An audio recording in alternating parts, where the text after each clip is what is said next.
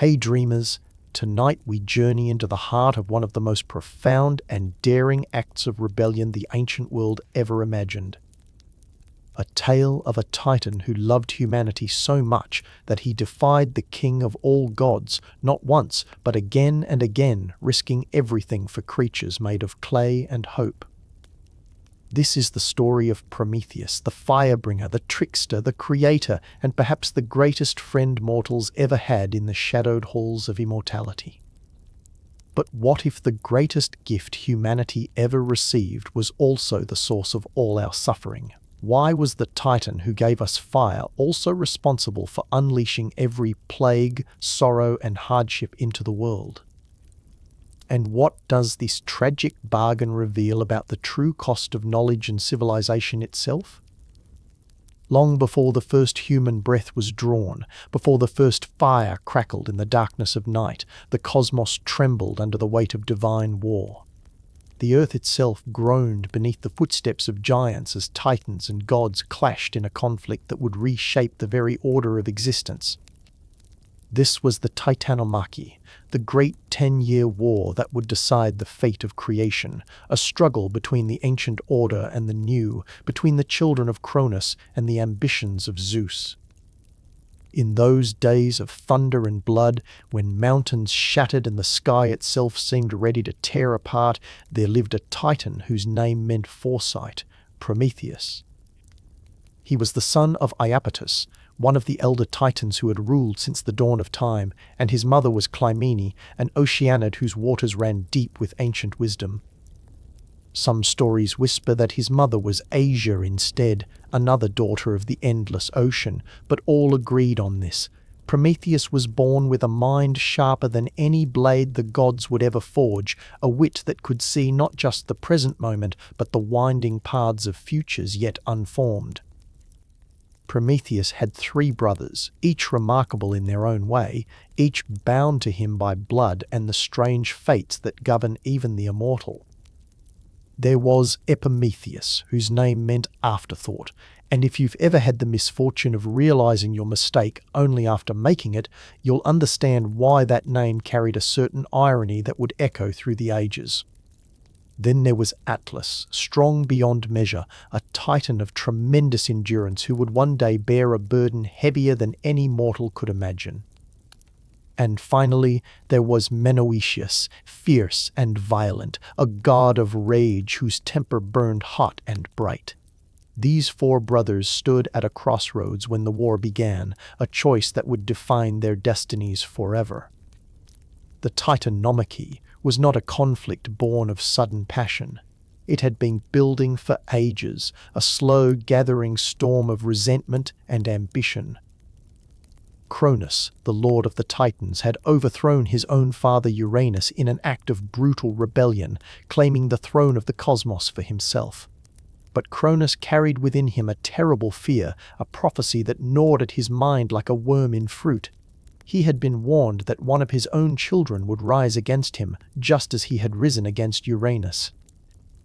And so Cronus, in his paranoia and desperate hunger to cling to power, swallowed each of his children whole the moment they were born.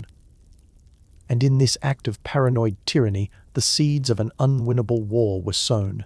A war that would force Prometheus to make an impossible choice, stand with his Titan family in their doomed fight, or betray his own blood for a future only he could see. To understand his decision, we must first meet the child who escaped his father's hunger and the rebellion he would unleash. But Rhea, his wife, could not bear to lose all her children to her husband's fearful appetite. When Zeus was born, she hid him away on the island of Crete, giving Cronus a stone wrapped in swaddling clothes instead. The king of Titans swallowed the stone none the wiser. Zeus grew strong in secret, nurtured by nymphs and the wild goat Amalthea, drinking from her horn of plenty and breathing the mountain air of freedom. When he came of age, Zeus returned to confront his father, armed not just with thunderbolts but with cunning. He tricked Cronus into drinking a potion that forced him to vomit up all the children he had swallowed. Hestia, Demeter, Hera, Hades, and Poseidon emerged full-grown and ready for war. Thus began the Titanomachy, a war that would rage for 10 long years across the face of creation. On one side stood the Titans, the old gods who had ruled since the beginning of time, led by Cronus, and supported by most of his brothers and sisters. They were ancient, powerful, rooted in the bedrock of the world itself. On the other side stood the Olympians, the younger gods led by Zeus, hungry for victory and burning with the fire of change. The cosmos itself became their battlefield. Mountains were hurled like stones, seas boiled with rage, and the very sky cracked with lightning. It was in this crucible of cosmic violence that Prometheus made a choice that would define him forever. He possessed the gift of foresight, the ability to see the threads of fate weaving into the future, and what he saw made his decision clear. He looked at the mighty Titans, at his father Iapetus standing firm with Cronus, at the raw power and ancient strength of the old order, and then he looked at the Olympians, younger and seemingly weaker, but led by Zeus with his cunning and his thunderbolts forged by the Cyclopes. Prometheus saw something the other Titans could not or would not see, that this war would not be won by strength alone, but by intelligence, by strategy, by the kind of cunning that turns the tide of battle when brute force fails. Prometheus tried to warn his brothers, tried to convince them that the future belonged to Zeus and the Olympians. He spoke of how wars are won not by the mightiest blow, but by the cleverest plan, by thinking 3 moves ahead while your enemy is still contemplating the first. But his words fell on deaf ears. Atlas, proud and strong, believed his endurance and power would carry the day. Menoeceus, violent and rash, cared only for the fury of battle. Only Epimetheus, true to his nature of acting first and thinking later, followed his brother's lead without fully understanding why. And so Prometheus and Epimetheus made the fateful choice to betray their kin and side with Zeus and the Olympians. It was a decision born of foresight and wisdom, yes, but also one that must have weighed heavily on Prometheus's heart. To stand against your own father, your own blood, to watch your brothers fight on the other side of a cosmic battlefield, these are the kinds of choices that mark a soul forever, that whisper in the quiet moments of even an immortal life. The war raged on year after grinding year. The Titans fought with the fury of the old order, desperate to maintain its grip on power. The Olympians fought with the hunger of those who had been denied their birthright. And Prometheus fought alongside Zeus, offering not just his strength but his cunning counsel, his ability to see the patterns in chaos, to predict where the enemy would strike and how best to counter them. His strategic mind became one of Zeus's most valued weapons, perhaps more valuable than any thunderbolt. Finally, after 10 years of devastation, the war reached its terrible conclusion. Zeus and the Olympians emerged victorious, not just through power, but through the cleverness that Prometheus had foreseen would win the day. The Titans who had fought against Zeus were cast down into Tartarus, the deepest, darkest pit of the underworld, a prison so far below the earth that an anvil dropped from the surface would fall for 9 days before reaching its depths. There, bound in chains of unbreakable adamant, the defeated Titans would languish in eternal punishment. Atlas, strong and proud, received a special doom. Zeus condemned him to stand at the western edge of the world and hold up the sky itself on his shoulders, bearing the weight of the heavens for all eternity. A punishment perfectly crafted for one whose strength was his pride. Menoeceus, violent to the end, was struck down by one of Zeus's thunderbolts and hurled into the darkness of Erebus. But Prometheus and Epimetheus, who had sided with the victors, were spared. They remained free to walk beneath the sun, to move through the world that Zeus now ruled with absolute authority. Zeus, flush with victory and newly established as the undisputed king of gods and mortals, looked upon the world he had won and found it in need of population. The earth was beautiful but empty of the kind of life that could worship and honor the gods, that could build and create and offer sacrifice. Zeus had won dominion over the cosmos, but what good is a kingdom without subjects? What good is absolute power without anyone to witness and acknowledge it? a solution that was as elegant as it was unnecessarily complicated, a signature of divine project management. And so Zeus, in his wisdom, or perhaps simply because he had more pressing matters to attend to now that he was king of everything, delegated the task of creating life to the two titans who had proven their loyalty. He summoned Prometheus and Epimetheus before his throne on Mount Olympus and gave them a charge that would shape the future of the world. They were to create all living things, to fill the earth with beasts and birds and creatures of every kind, and finally to create mortals who could honor the gods with sacrifice and worship. It was a tremendous responsibility, an act of creation that would ripple through all the ages to come. Epimetheus, ever eager and impulsive, begged his brother to let him take the lead on this glorious task. He wanted to be the one to distribute the gifts and qualities to all the creatures they would bring into being.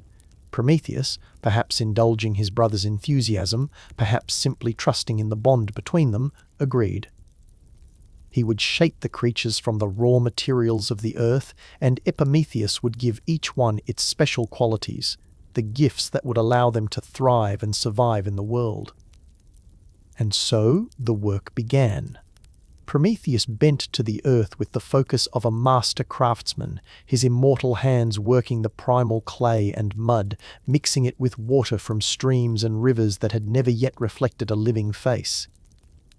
He shaped forms of all kinds, creatures that would crawl and swim, beasts that would run and fly, things small and things enormous. Each form was a work of careful artistry, sculpted with thought for how it would move through the world, how it would find its place in the great web of life. As Prometheus finished each creature, Epimetheus would step forward with the qualities and gifts the gods had provided for distribution. To some creatures, Epimetheus gave the gift of flight, shaping wings of feather and membrane that could catch the wind and soar above the earth.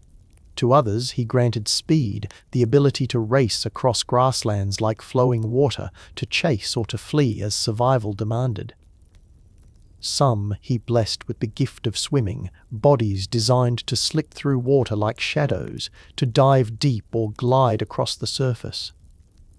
He gave certain animals glittering scales that would protect their flesh, armor that shimmered in the sunlight like moving jewels. To others, he granted thick fur, soft and warm, perfect for surviving the cold winds of winter. Some received sharp claws that could tear and grip, deadly weapons growing from their very paws. Others got powerful jaws and teeth like daggers. To the timid he gave keen senses, eyes that could see in darkness, noses that could smell danger from miles away, ears that could hear the whisper of a predator's approach. Epimetheus worked with enthusiasm, perhaps even with joy, distributing these marvelous gifts with the eagerness of someone who doesn't quite think about what happens when the supply runs out.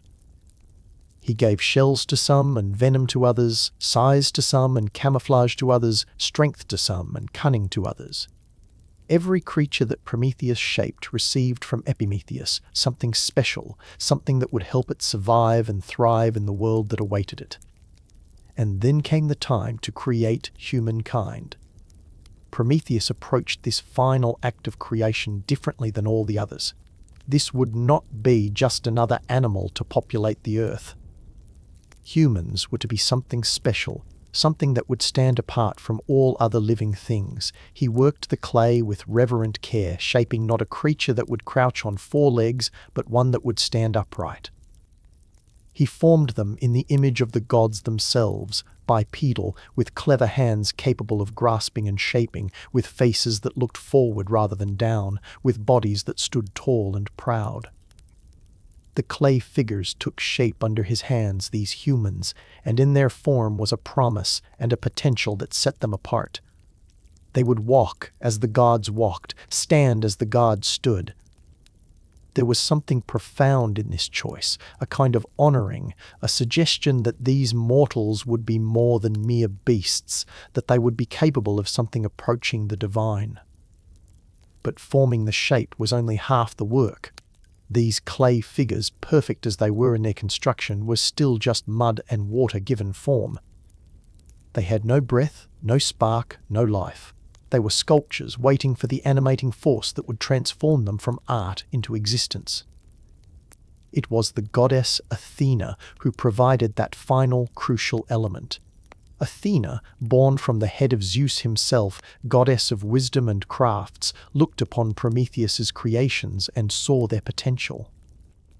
She leaned close to each clay figure and breathed into them the breath of life, the divine pneuma that would wake them from their clay sleep and set them upon the path of consciousness.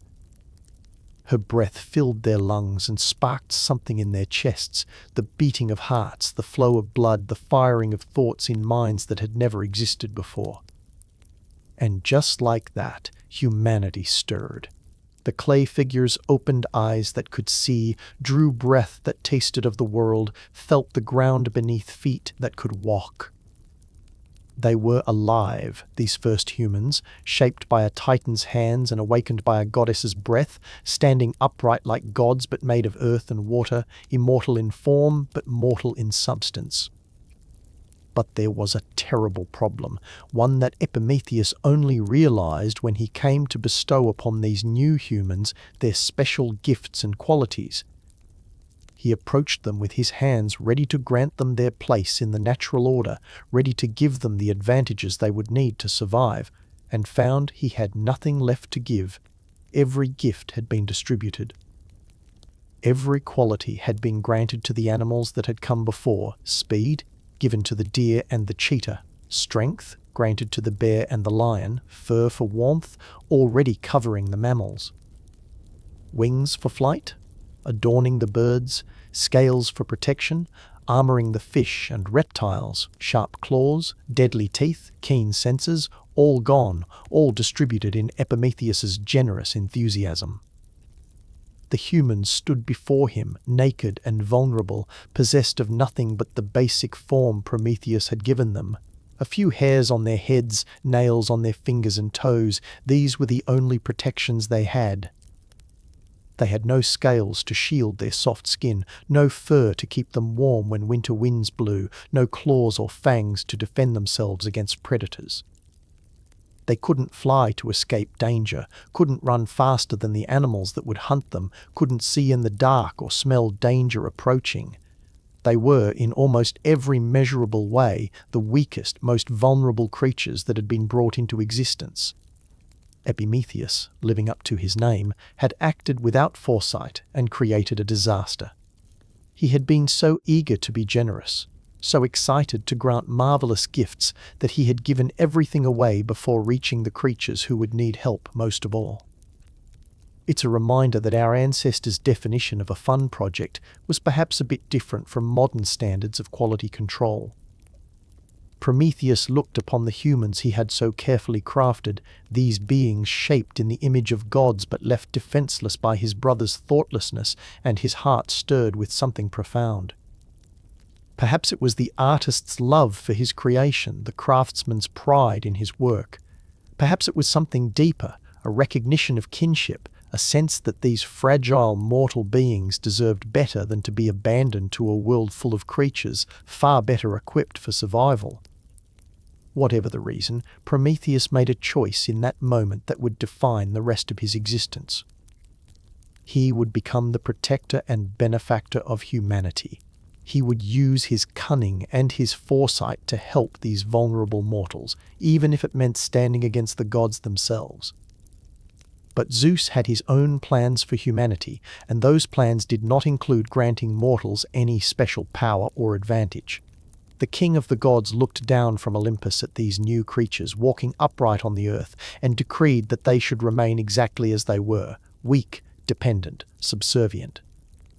Mortals were to worship the gods from below, to offer sacrifice and honor, to acknowledge their complete inferiority to the immortals who ruled from Mount Olympus. Zeus wanted humanity to know, in their bones and in their souls, that they existed at the pleasure of the gods, that every comfort and every protection came from divine benevolence and could be withdrawn at divine whim. This fundamental disagreement about humanity's place in the cosmos was the seed from which conflict would grow.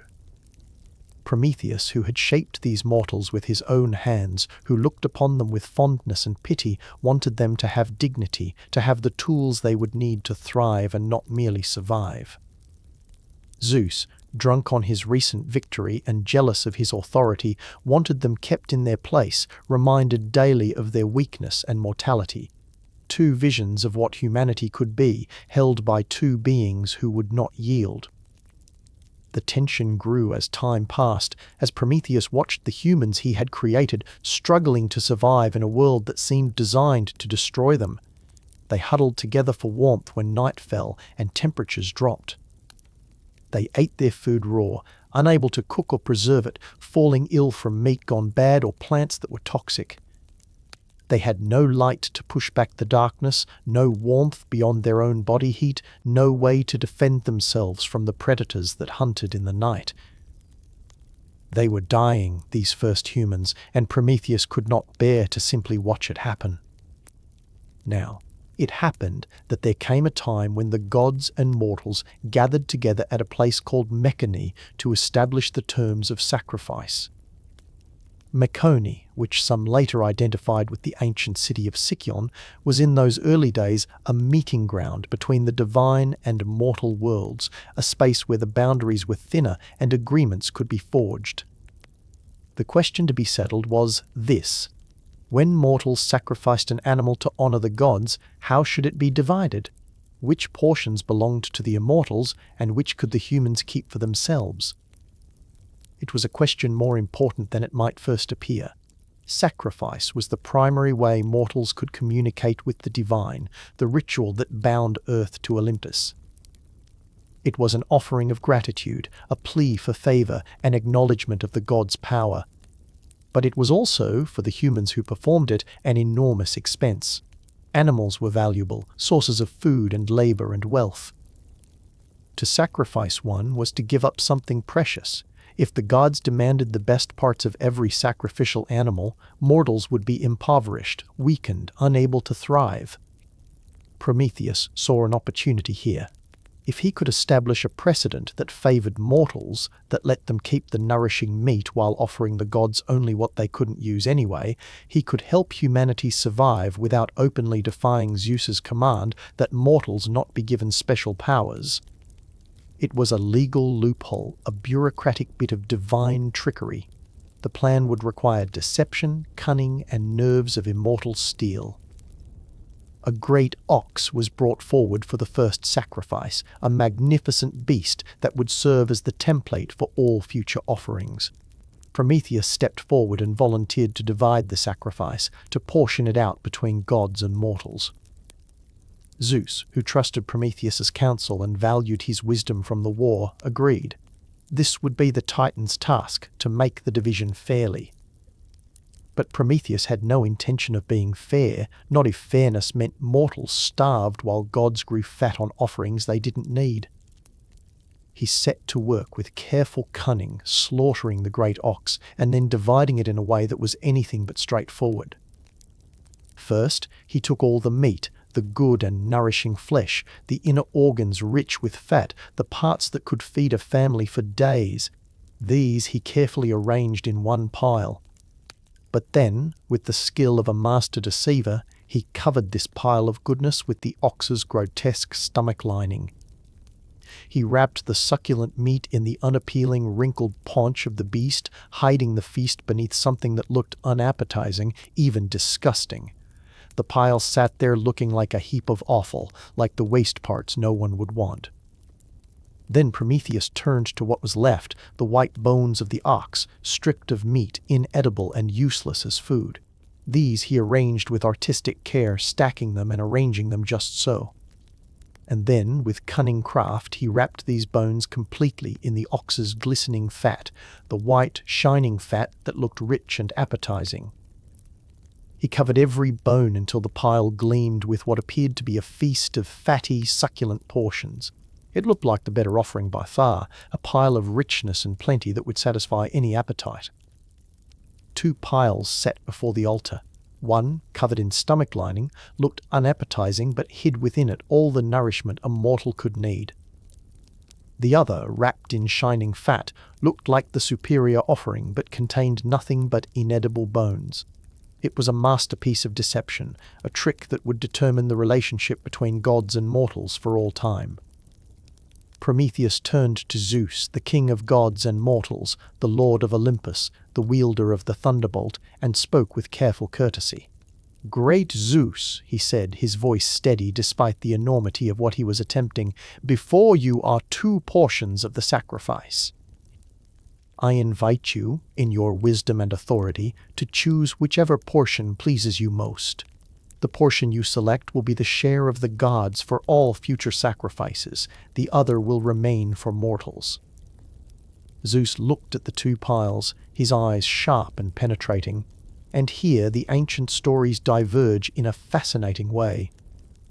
Some say Zeus was fooled by Prometheus's cunning, that he genuinely believed the fat-wrapped pile was the superior offering and chose it out of simple preference. But the poet Hesiod, perhaps uncomfortable with the idea that Zeus could be so easily deceived, tells a different version. He writes that Zeus saw through the trick immediately, that his divine wisdom pierced Prometheus's deception like sunlight through fog. But if Zeus saw the trick, why did he choose the bones anyway? Hesiod suggests that Zeus knew exactly what he was doing, that he deliberately chose the inferior portion because it gave him the excuse he wanted. By accepting the bones wrapped in fat, Zeus could claim he had been wronged, that Prometheus had dared to deceive him, and therefore Zeus was justified in whatever punishment he would inflict. It was a political calculation, a decision to accept an insult so that retribution would be unquestionable. Whatever his reasoning, Zeus reached out with both hands and grasped the pile wrapped in shining fat. He lifted it, feeling its weight, and then unwrapped it to reveal the white bones hidden beneath the glistening exterior. The king of the gods stared at what he had chosen, worthless bones, inedible and mocking in their uselessness. The silence that followed must have been profound, the kind of silence that comes before thunder, before the storm breaks. Zeus raised his eyes to meet Prometheus's gaze, and when he spoke, his voice carried the weight of divine fury barely restrained. "Son of Iapetus," he said, and the title was both acknowledgement and accusation. "You who are clever above all others, so you have not yet forgotten your cunning arts. How very unfairly, dear friend, you have divided these portions." It was a measured response, almost gentle in its phrasing, but beneath the words ran a current of rage. Zeus, whose wisdom was supposed to be eternal, had been made to look foolish, whether he had seen through the trick or not. He had chosen bones while mortals would feast on meat, and because he had given his word, because the choice had been made before all the assembled gods and mortals, he could not take it back without losing face. From this day forward, when humans sacrificed to the gods, they would burn the bones wrapped in fat on the altar, sending the smoke up to Olympus, while they kept all the nourishing meat for themselves. It was a victory for Prometheus, a triumph for humanity. But victories against Zeus tend to be short-lived, and triumphs often come with a terrible price. Zeus stood there, holding the bones he had chosen, feeling the weight of having been outsmarted by a titan. His pride was wounded, his authority questioned by this trick. And Zeus, for all his wisdom and power, was not a god who accepted such insults lightly. A response was required, a punishment that would remind both Prometheus and humanity exactly who ruled the cosmos, who held ultimate power over life and death, comfort and suffering. The king of the gods made his decision, and it was as cruel as it was calculated. If Prometheus wanted to help mortals so badly, if he thought he could trick Zeus into making humanity's life easier, then Zeus would show him the limits of cleverness. He would demonstrate that all the cunning in the world meant nothing against absolute power. Zeus turned his gaze upon the earth, upon the humans who even now were celebrating their good fortune, who believed they had gained an advantage through Prometheus's trick. His voice, when he spoke, carried across the distance between Olympus and earth like the rumble of approaching thunder. "No human may use fire on earth," he decreed, and the words fell like a hammer blow on the mortal world. neither to cook meat nor to keep warm, neither for craft nor for comfort. You will shiver in the darkness, you will eat your food raw, and you will remember in your misery how powerful the gods truly are. Perhaps then you will learn to worship us properly, and not to presume that tricks and cleverness can protect you from our will. And just like that, fire was forbidden to humanity. Not that mortals had possessed it before in any common way, but Zeus made it absolutely clear that they would never be permitted to have it. Fire, which could transform raw meat into cooked food, which could keep the cold at bay, which could light the darkness and drive away predators, which could be used to work metal and create tools, all of this was denied to the humans that Prometheus had shaped from clay. The impact was immediate and devastating. As night fell and the temperature dropped, mortals huddled together with no flame to warm them, shaking in the cold with only their own body heat for comfort. When they killed animals for food, they had to tear into the raw flesh, unable to cook it, unable to make it safe or preserve it. Disease spread quickly. The sick had no way to stay warm, no hot food to give them strength. Children died in the night, the old perished from cold, the strong grew weak from eating spoiled meat. Prometheus watched this suffering from afar, and it tore at him like nothing else could. These were his creations, shaped by his own hands, given life and form through his artistry.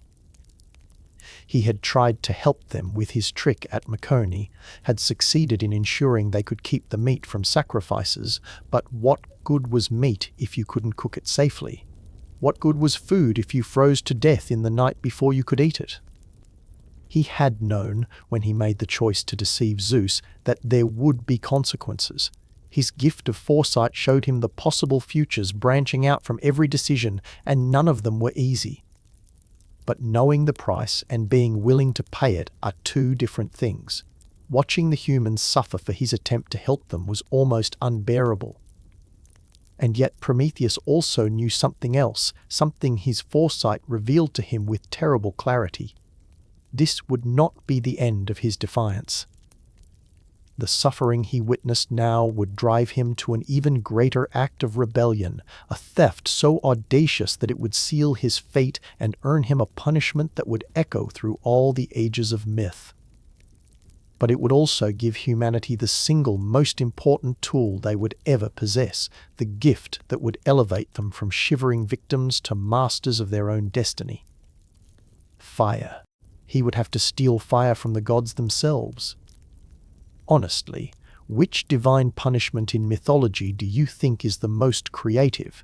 For me, it has to be the eternal torments. There's something grimly fascinating about immortals designing penalties that literally never end. But Prometheus hadn't yet received his punishment, and before that moment came, he had work to do.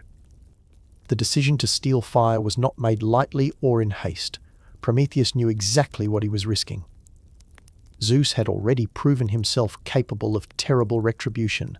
The Titans who had opposed him were suffering in the depths of Tartarus. Atlas bore the weight of the sky on his shoulders for all eternity, and these were punishments for fighting in a war.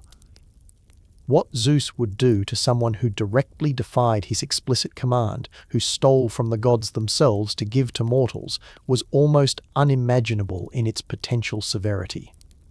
But Prometheus looked at the suffering mortals, at the creatures he had shaped with such care, and found he could not abandon them to their fate. They had done nothing wrong except exist as they had been made. They didn't deserve to die slowly in the cold and darkness simply because Zeus's pride had been wounded by a clever trick. If Prometheus had to pay a price to save them, then he would pay it. That was the choice of the benefactor, the protector, the one who looked upon humanity and saw not servants or toys, but beings worthy of life and dignity. The next question was how to accomplish this seemingly impossible theft. Mount Olympus was the home of the gods, a fortress of divine power where mortals could not tread, and even Titans entered only by invitation. It was guarded by watchful deities, and fire itself was kept in sacred places, tended by gods who would not lightly allow it to be stolen. The workshop of Hephaestus, the smith god, burned with eternal forges. The hearth of Hestia held the sacred flame that never went out. The chariot of Helios, the sun god, blazed across the sky every day, fire incarnate. To steal fire, Prometheus would need to enter Olympus undetected, take the flame from one of these closely guarded sources, and escape back to Earth without being caught. It was a task that seemed doomed to failure from the start. But Prometheus was the titan of foresight, and he was not without resources or allies, even if those allies had to act with careful discretion. According to some tellings of the tale, Prometheus received help from an unexpected source, the goddess Athena herself. Athena, who had breathed life into the clay humans, who perhaps felt some kinship with these mortals she had helped create, revealed to Prometheus a secret entrance to Olympus, a hidden back stairway that could be climbed without passing through the main gates where guards would certainly stop him. It was a risk for her to help, a quiet act of rebellion against Zeus's decree, but Athena was the goddess of wisdom, and she understood that sometimes wisdom means knowing when to bend the rules. Prometheus climbed that hidden path in the deepest part of night, when even the gods might be sleeping or distracted, when the darkness was thickest and his chances of moving unseen were best. His heart must have been pounding, even an immortal heart, knowing that discovery meant doom, knowing that every step brought him closer to either salvation for humanity or destruction for himself. He reached the heights of Olympus, that shining palace of marble and gold where the gods dwelt in splendor. The halls were quiet, lit by the gentle glow of ever-burning lamps. Prometheus moved like a shadow, careful not to make a sound, every sense alert for any sign that he had been detected. He made his way to the forge of Hephaestus, the god of fire and metalworking, the divine craftsman whose workshop blazed with heat and light. Inside, the great forge burned hot and bright, flames dancing across coals that had been lit at the beginning of time. Around the room lay the tools of the smith god's trade, hammers and tongs, anvils and molds, and in various states of completion, the weapons and armor of the gods themselves. There were arrows for Artemis, gleaming and deadly. On a workbench lay several of Zeus's thunderbolts, not yet enchanted but ready to be imbued with the power to shatter mountains. Prometheus crept forward, every step careful, until he stood before the great forge. The heat was immense, the flames casting dancing shadows on the walls. This was it, the moment of theft, the point of no return.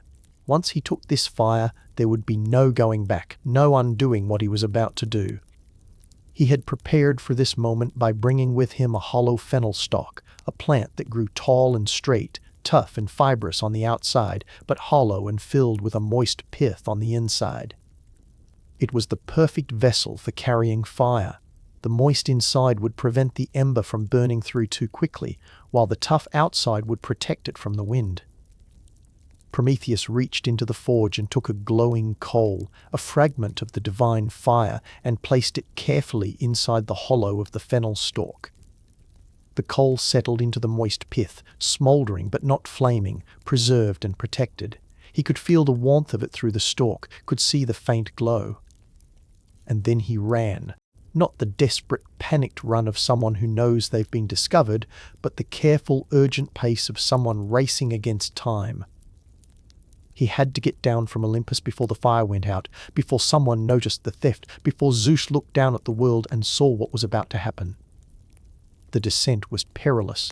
The winds that whipped around the mountain peaks threatened to blow out his precious ember or tear the fennel stalk from his hands. With each gust, Prometheus had to turn his body to shield the flame, had to roll the stalk in his palm to keep the ember alive, but not let it nestle so deep that it extinguished itself in the wet pith. Every step was a calculated risk, every moment a balance between speed and care. But Prometheus made it. His feet touched the earth, and with them came the fire that would change everything. He knelt on the ground and carefully transferred the ember from the fennel stalk to a pile of dry leaves and small twigs he had prepared.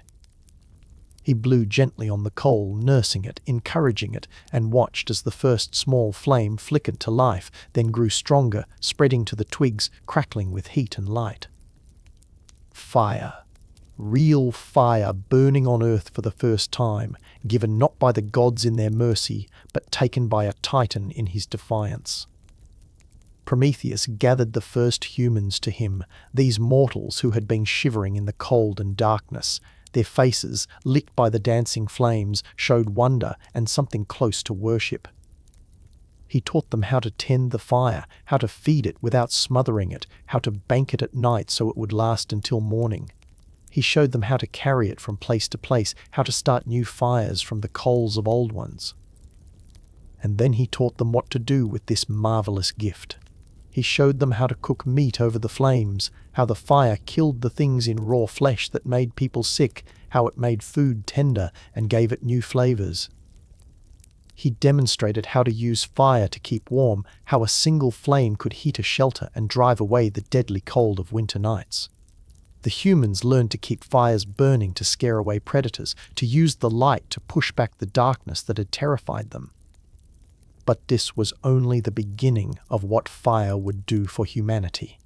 As days turned to weeks and weeks to months, Prometheus continued to instruct the mortals in the uses of the gift he had stolen for them. He taught them how to work metal, how fire hot enough could soften iron and allow it to be shaped with hammer and anvil. With metal tools, humans could cut down trees more easily, could shape stone, could build structures that would last. He showed them how to make pottery, how fire could harden clay vessels that would hold water and grain. He taught them architecture, how to construct buildings that would shelter them from the elements. With fire to warm their homes and light to work by, humans began to build communities, villages, places where they could gather and live together in relative safety and comfort. He instructed them in mathematics, giving them the tools to measure and calculate, to plan and design with precision. Astronomy came next. Prometheus showed the humans how to read the stars, how to track the seasons by the movements of celestial bodies, how to navigate by the fixed points in the night sky. With this knowledge, mortals could travel far from home and find their way back, could predict when to plant crops and when to harvest them.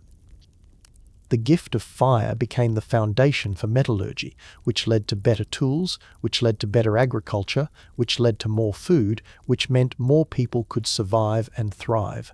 Fire enabled ceramics, which meant storage, which meant planning for the future. Fire meant warmth, which meant survival through winter, which meant generational continuity. Fire meant light in the darkness, which meant longer working hours, more time for thought and innovation and art. Within a few short years, humanity was transformed. No longer were they the weak, vulnerable creatures huddling in the cold, dying from exposure and disease. They became builders and craftsmen, farmers and navigators, thinkers and creators. They began to spread across the earth, carrying fire with them wherever they went, establishing settlements, developing cultures, creating civilization itself. Fire meant that humans could care for themselves, could meet their own needs without depending entirely on divine benevolence. But it also meant something else, something Zeus had feared from the beginning. With fire came weapons, better and deadlier than simple clubs of wood or sharpened stones. Humans learned to forge bronze and then iron to make swords and spears and armor. They learned to wage war, not just against predatory animals, but against each other, competing for resources and territory and power. They began to question these fire-bearing mortals, the absolute authority of the gods. If they could make their own warmth, their own light, their own tools, what else might they be capable of?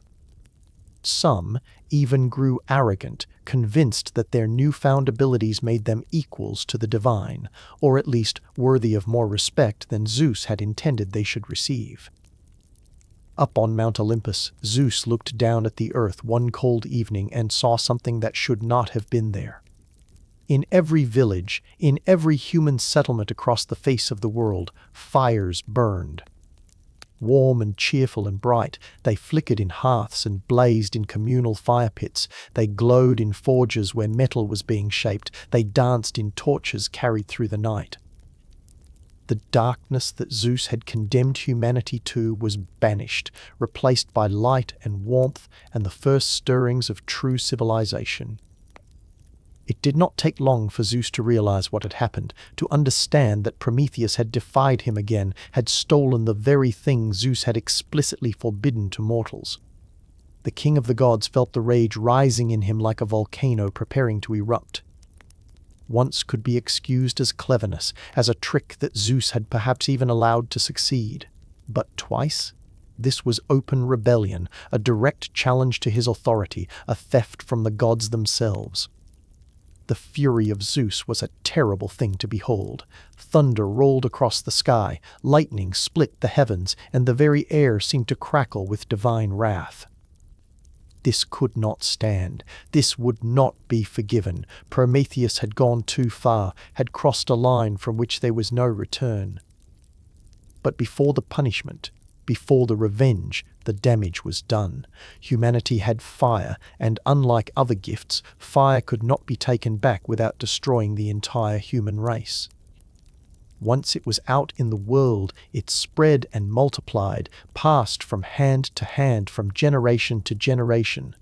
Zeus could no more erase fire from human knowledge than he could unring a bell or put smoke back into a flame.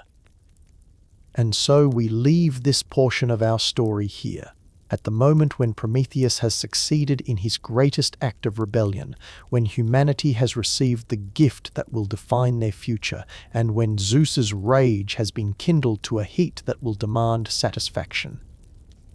The fire burns on earth, warming the children of clay that Prometheus shaped with such care, and somewhere the Titan who loved humanity too much to let them perish waits to pay the price for his defiance.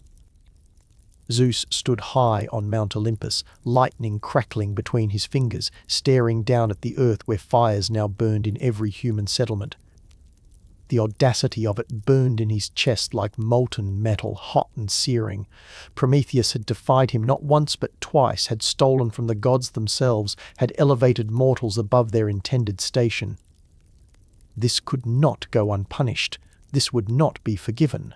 The king of the gods would demonstrate, in the most terrible way imaginable, what happened to those who challenged his authority. But Zeus was cunning, perhaps as cunning as Prometheus himself, and he knew that simple brute force was not always the most effective punishment. Sometimes the sweetest revenge came wrapped in beauty, in gifts that seemed like blessings but carried curses in their hearts. Sometimes the best way to hurt someone was not to strike at them directly, but to wound what they loved most. And Prometheus loved humanity. Very well then, humanity would suffer for their benefactor's crimes. Zeus summoned Hephaestus, the god of the forge, the divine craftsman whose workshop produced wonders beyond mortal imagination. Hephaestus came limping into Zeus's presence, his body twisted from the time Zeus had hurled him from Olympus in a fit of rage, but his hands still steady and skilled beyond measure. The king of the gods gave his son a command that would change the nature of humanity forever. He ordered Hephaestus to create a woman, the very first woman, fashioned from the same earth and water that Prometheus had used to shape the first humans. Hephaestus bent to his task with the focused intensity of a master at work. He took clay from the riverbanks where Prometheus had gathered his materials, mixed it with water until it reached the perfect consistency, and began to mold a form that would be both beautiful and devastating. His hands moved with practiced precision, shaping curves and angles, creating something that would capture the eye and stir the heart. This woman would be perfect in form, irresistible in appearance, a creation so stunning that no mortal man could look upon her without desire. When the basic form was complete, when the clay figure stood before him with all the potential of living beauty locked in its earthen flesh, Hephaestus summoned the other gods to complete what he had begun. This would be a collaborative creation, a joint effort of the Olympians, with each deity contributing something to make this woman into the perfect punishment Zeus desired. Aphrodite, goddess of love and beauty, stepped forward first. She breathed upon the clay figure, and where her breath touched, beauty bloomed like flowers in spring. The woman's features became refined, exquisite, arranged with such perfect symmetry that she could make mortals weep just by existing. Her skin took on a glow, luminous and soft. Her hair became like spun gold, catching the light and shimmering with every movement. Aphrodite gave her grace in her movements, the kind of natural elegance that draws every eye in a crowded room. Athena, goddess of wisdom and crafts, bestowed upon the woman knowledge and skill. She taught the clay figure how to weave, how to create beautiful textiles, how to perform the domestic arts with expertise. She gave her intelligence enough to converse, to charm, to seem like a companion rather than just a beautiful ornament. But this was a calculated intelligence, controlled and directed towards specific ends, ends that Zeus had ordained. Hermes, the messenger god, trickster and thief, gave perhaps the most insidious gifts of all. He gave the woman a voice like honey, sweet and persuasive, capable of convincing anyone of anything. He taught her how to lie, how to deceive, how to speak words that seemed true but carried falsehood in their hearts. He crafted for her a mind that was cunning and manipulative, capable of understanding what others wanted and using that knowledge to her advantage. And most dangerous of all, Hermes planted within her an insatiable curiosity, a burning need to know secrets, to open what was closed, to discover what was hidden. The other gods added their gifts as well. Demeter gave her the knowledge of seasons and growing things. Apollo blessed her with an appreciation for music and poetry. Hera, queen of the gods, gave her the dignity and bearing of someone important, the ability to command respect and attention. Each deity contributed something, layering gift upon gift, until the clay figure was no longer just earth and water, but something alive, something potent, something dangerous. Finally, Athena breathed life into the creation, just as she had done for Prometheus's first humans. The woman opened her eyes for the first time, eyes that sparkled with intelligence and mischief, with beauty and hidden malice. She looked around at the assembled gods with wonder and a kind of calculating assessment. She was alive, this first woman, and she was everything Zeus had wanted her to be. Lovely, charming, clever, and fundamentally treacherous. Hermes gave her a name that reflected her creation. He called her Pandora, which meant all-gifted or all-giving, a reference to how every god had contributed something to her making. It was a beautiful name, musical when spoken, and it fit this beautiful creature perfectly. What mortal hearing that name would suspect the doom it carried? But Zeus was not finished. A beautiful woman was one thing, but to make this punishment truly effective, he needed one more element. He commanded Hephaestus to craft a large storage jar, a pythos in the Greek tongue, though later ages would mistakenly call it a box through errors in translation. This jar was beautiful in its own right, made of fine ceramic, decorated with intricate designs that drew the eye. It was sealed with a heavy lid that fit perfectly into the jar's mouth. Into this jar, Zeus placed every evil, every suffering, every misfortune that he could gather from the dark corners of existence. He trapped within it diseases of every kind, fevers that burned through the body, plagues that spread from person to person, cancers that grew in secret darkness.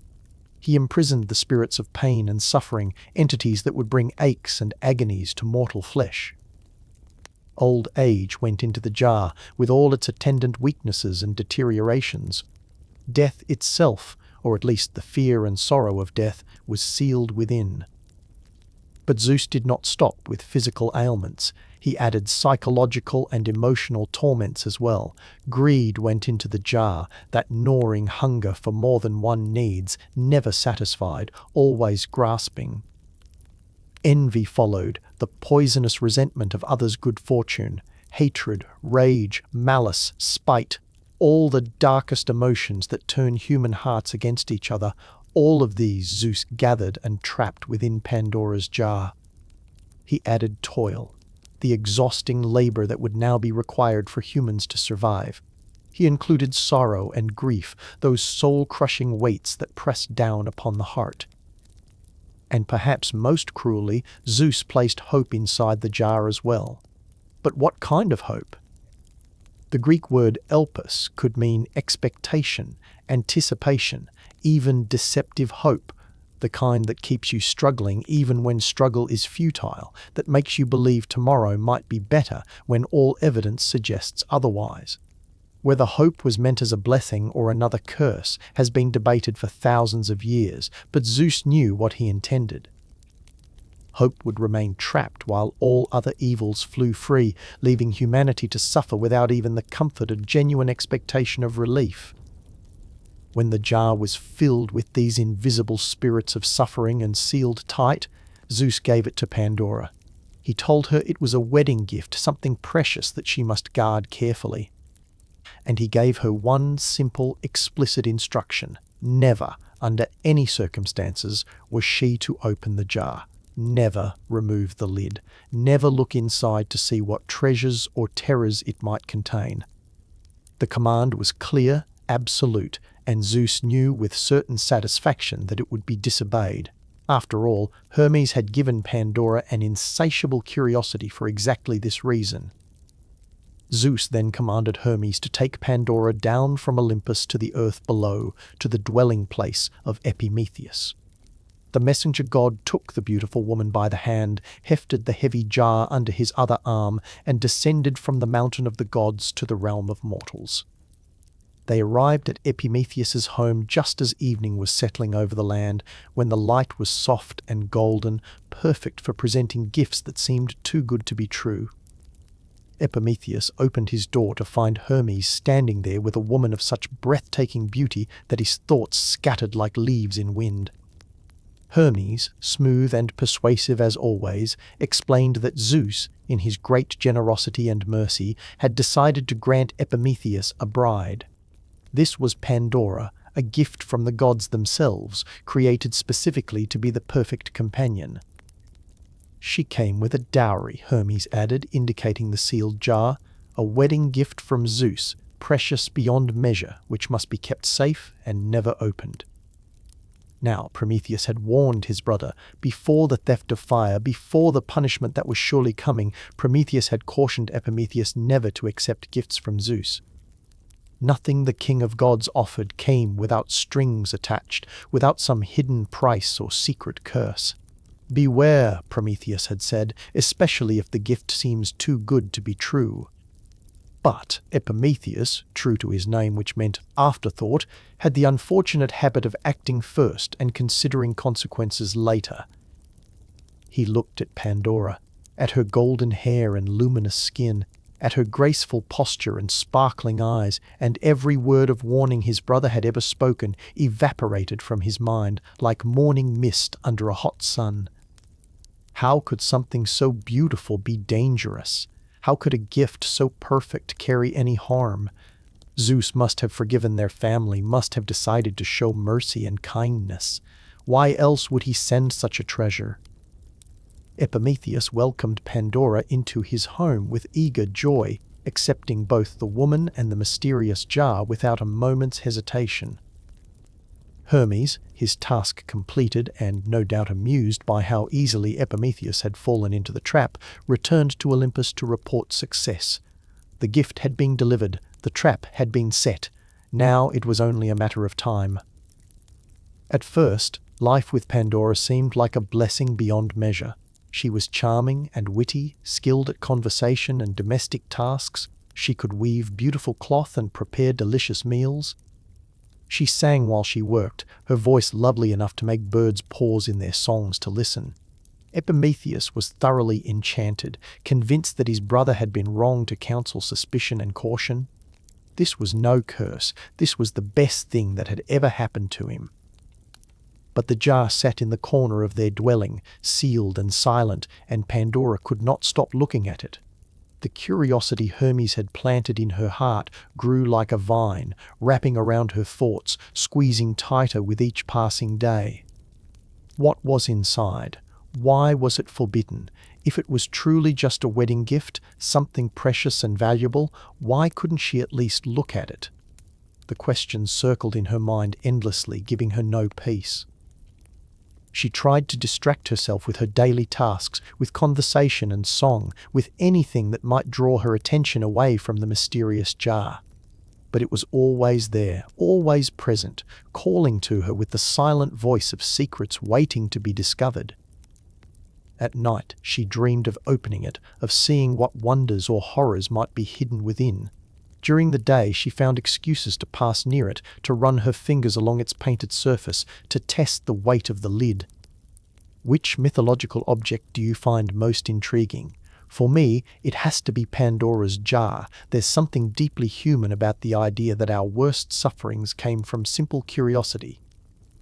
We're all Pandora sometimes, knowing we shouldn't look, but unable to help ourselves. Days turned into weeks, and the curiosity grew from a gentle whisper to a roaring demand. Pandora tried to resist. She truly did try. She remembered Zeus's command, remembered the explicit prohibition against opening the jar. But the not knowing was torture, a constant itch she couldn't scratch, a hunger that couldn't be satisfied. Hermes had crafted her curiosity too well, made it too powerful to be denied indefinitely. One afternoon, when Epimetheus had gone out to tend to some task in the fields, Pandora found herself alone with the jar.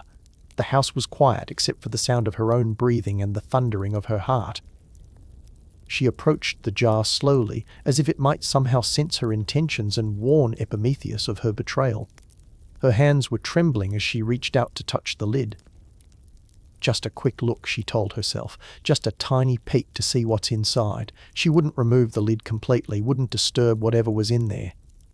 She would just lift it a fraction, just enough to glimpse the contents, and then seal it again immediately. No harm would come from such a small transgression.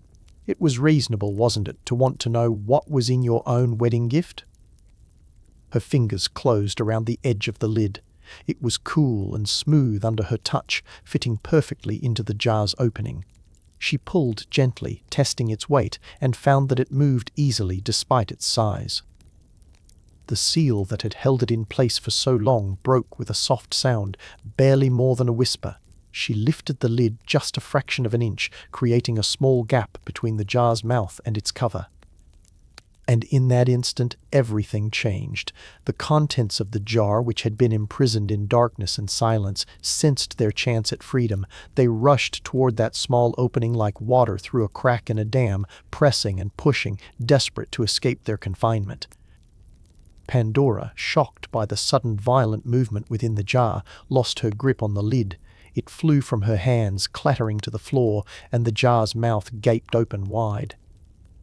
What emerged was horror made visible. Spirits of disease and suffering poured out in a dark, writhing mass, screaming as they scattered into the world. Some took the form of mist, others of shadowy creatures with claws and teeth, still others of invisible presences that could only be felt as they passed. They flew through the open door and windows, spreading across the earth with terrible speed, seeking out every human settlement, every place where mortals lived and worked and loved. Where these spirits touched, suffering followed. People who had never known illness suddenly fell sick with fevers and chills, coughing and gasping for breath. The elderly, who had remained vital and strong, felt their bodies begin to fail, joints aching, eyes dimming, strength draining away. Children who had played without care suddenly understood fear and pain. Adults who had worked with ease found their labor becoming toilsome and exhausting, their backs bending under burdens that seemed to grow heavier with each passing day. The psychological evils were perhaps worse than the physical ones. Greed entered human hearts, turning neighbors into rivals, friends into competitors. Where once people had shared freely, now they hoarded and grasped. Envy poisoned relationships as people began comparing what they had with what others possessed, always finding themselves lacking, always resentful of others' fortune. Hatred bloomed where there had been harmony, turning minor disagreements into blood feuds, small slights into wars. Sorrow and grief, those crushing weights of the heart, settled upon humanity like a dark cloud. People who had never wept now found tears streaming down their faces for losses they couldn't name. The joy that had been their constant companion fled, replaced by a gnawing melancholy that made even beautiful days seem grey and empty. Hope, or at least the honest expectation of better things, seemed to evaporate, leaving behind only the grim certainty that tomorrow would bring more of the same suffering that today had brought. Pandora watched in mounting horror as the evils escaped, understanding too late what she had done, realizing with sick certainty that this was why Zeus had forbidden her to open the jar. She lunged for the lid, scrambling across the floor where it had fallen, desperate to stop the flood of suffering pouring from the jar's mouth. Her hands closed around it and she slammed it back into place with all her strength, sealing the jar once more. But she was too late. Almost everything that had been imprisoned within had already escaped. The damage was catastrophic, irreversible, spreading across the world like ripples from a stone thrown into still water. The spirits of suffering had been released, and they would never return to their prison. Humanity's age of innocence was over, ended by one moment of curiosity, one small act of disobedience. Only one thing remained inside the jar when Pandora sealed it again. Hope, or Olympus, that ambiguous expectation, had been slower than the others, or perhaps Zeus had arranged it so. It remained trapped beneath the lid, unable to escape, preserved in darkness. And scholars and philosophers would argue for thousands of years about whether this was humanity's final salvation or its ultimate curse. Did the absence of hope spare humanity from false expectations, from the torture of believing things might get better when they never would? Or did it condemn mortals to suffer without even that small comfort? When Epimetheus returned home and found Pandora weeping beside the sealed jar, when he learned what she had done, the weight of his own foolishness crashed down upon him like a collapsing mountain. His brother had warned him. Prometheus had explicitly told him to refuse gifts from Zeus. But Epimetheus had ignored that wisdom, seduced by beauty and the appearance of generosity, and now all of humanity would pay the price for his lack of foresight. The suffering spread quickly across the world. Fires that had been gifts of comfort and progress now had to compete with disease and grief. Humans who had been learning to thrive, to build and create and advance, now found themselves struggling just to survive. The elderly began to die, something that had not happened before. Children became sick. Women experienced the pain of childbirth, which had not existed in those first innocent days. Men found their work exhausting rather than satisfying, grinding labor that wore down body and spirit.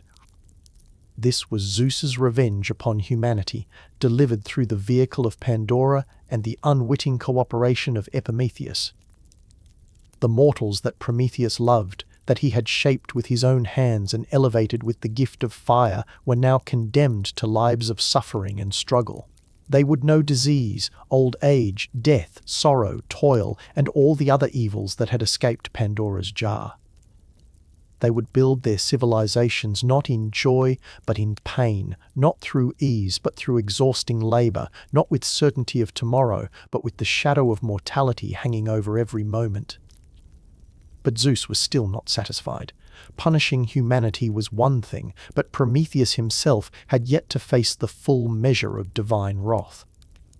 The Titan who had dared to steal fire, who had defied the king of gods twice, who had shown more loyalty to mortals than to his fellow immortals, he would learn what it meant to truly suffer.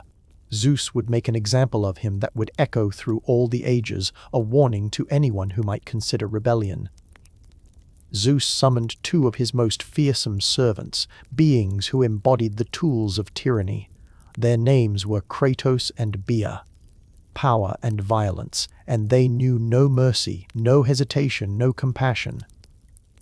They existed only to enforce Zeus's will with brutal efficiency. The king of gods gave them their orders.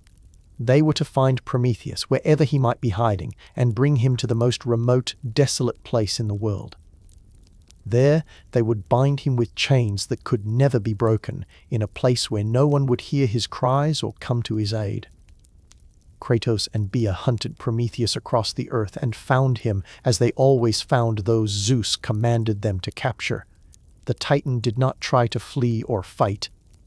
He had known this was coming, had seen it in his gift of foresight, had accepted it as the price of his defiance. He stood calmly as the two servants of Zeus seized him, one on each arm, their grips like iron bands that could crush stone. They dragged him across mountains and seas, across deserts and frozen wastes, until they reached the Caucasus Mountains. These peaks stood at the very edge of the known world, a place of savage beauty and brutal climate, where winds howled like tortured souls and snow fell even in summer. Here, at the summit of the highest peak, on a cliff face that looked out over an endless expanse of rock and sky, they would bind the Titan who had dared to love humanity more than he feared the gods. Hephaestus came as well, carrying chains he had forged in his divine workshop. The god of the forge moved with reluctance, his face showing the conflict in his heart. He owed Zeus obedience as both king and father, but he felt sympathy for Prometheus, perhaps remembering his own punishment when Zeus had hurled him from Olympus. But duty compelled him forward, and skill guided his hands as he began the terrible work of binding an immortal to living rock. The chains Hephaestus had crafted were made of adamantine, an unbreakable divine metal that nothing in heaven or earth could shatter. Each link was forged with perfection, inscribed with bindings that would hold even a Titan's strength. Hephaestus drove iron spikes through Prometheus's wrists and ankles, pinning him to the cliff face with such force that the rock itself cracked under the impact. The Titan's arms were spread wide, his body fully exposed to the elements, unable to move more than a few inches in any direction. The physical pain of the binding was intense, but Prometheus bore it in silence. He would not give Zeus the satisfaction of hearing him scream, would not show weakness before Kratos and Bia, who watched with cold, indifferent eyes. Hephaestus worked quickly, efficiently, securing each chain and testing its strength. When he was finished, when Prometheus was held so tightly that even his immortal strength could not break free, the god of the forge stepped back and looked upon his work with sadness. "I am sorry," Hephaestus said quietly, the words meant for Prometheus alone. "I wish this task had fallen to another." Prometheus met his eyes and nodded slightly, as much as the chains would allow. "You do what you must," he replied, his voice steady despite his circumstances. "As I did. As we all do." Kratos stepped forward then, his voice harsh and mocking. "Pretty words for one who will spend eternity in agony. Did you think Zeus would simply forgive your theft?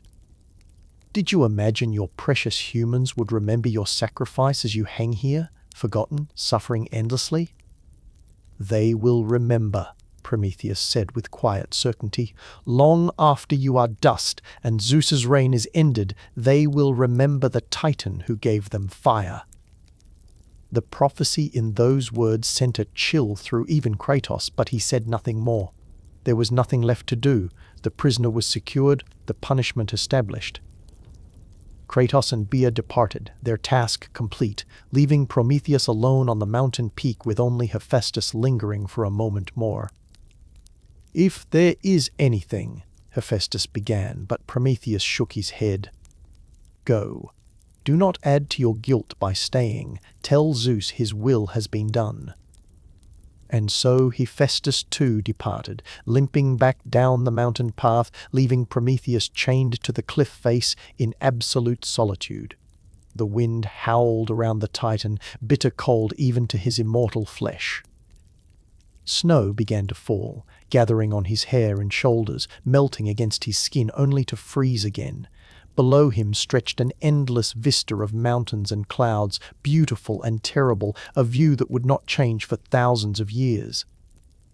But Zeus's revenge was not complete with mere imprisonment. Being chained to a remote mountain was punishment, yes, but not sufficient for the magnitude of Prometheus's crimes. The king of gods wanted suffering that would never end, torment that would be renewed daily, pain so intense that even an immortal would beg for release. And so Zeus created something special, a creature designed specifically to torture the Titan who had defied him. he summoned forth an eagle of enormous size, larger than any natural bird, with wings that could blot out the sun and talons like curved daggers. Some say this eagle was crafted by Hephaestus as a bronze automaton, given life by Zeus's will. Others claim it was born from Echidna and Typhon, those ancient monsters who spawned so many terrors in the Greek myths. Still others suggest it was a creature of Tartarus itself, summoned from the deepest pits to serve Zeus's purpose. Whatever its origin, this eagle was no normal beast. It was an instrument of divine punishment, tireless and merciless. Zeus commanded the eagle to fly to the Caucasus every dawn and feast upon Prometheus's liver. Not his heart, not his lungs, but specifically his liver. The ancient Greeks believed the liver to be the seat of emotions and the source of regeneration. The eagle would tear into the Titan's flesh with beak and talons, ripping through skin and muscle to reach the organ beneath.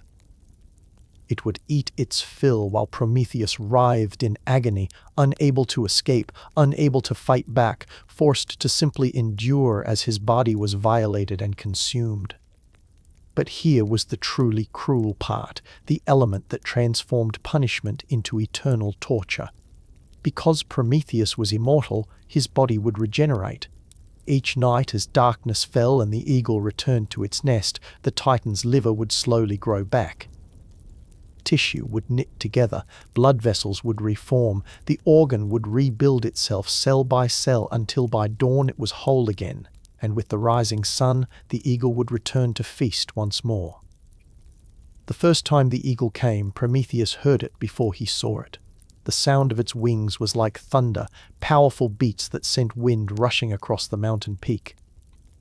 The shadow it cast was enormous, darkening the sky as the creature descended. Prometheus braced himself, summoning every ounce of strength and courage he possessed, determined not to scream, not to beg, not to give Zeus the satisfaction. The eagle landed on his chest with crushing weight, its talons piercing his flesh to find purchase. It cocked its massive head, studying him with eyes that held no pity, no mercy, only the single-minded focus of a predator about to feed. Then it struck, driving its beak into Prometheus's torso like a spear, tearing through skin and muscle with terrible efficiency. The pain was beyond description, beyond anything the Titan had ever imagined. It was white-hot and all-consuming, a fire that burned through every nerve and fibre of his being. Despite his determination to remain silent, a scream tore from Prometheus's throat, echoing across the mountain peaks, carrying on the wind to places where no one could hear or help. The eagle ignored his cries and continued its feast, methodically consuming the liver while Prometheus thrashed against his chains, achieving nothing but making the agony worse. It took hours for the eagle to eat its fill, hours of unrelenting torment, of feeling his own flesh torn and devoured, of knowing there was no escape and no end. Finally, when the sun reached its zenith, the eagle finished its meal. It withdrew its bloodied beak, stretched its massive wings, and launched itself back into the sky, disappearing into the distance to digest its feast.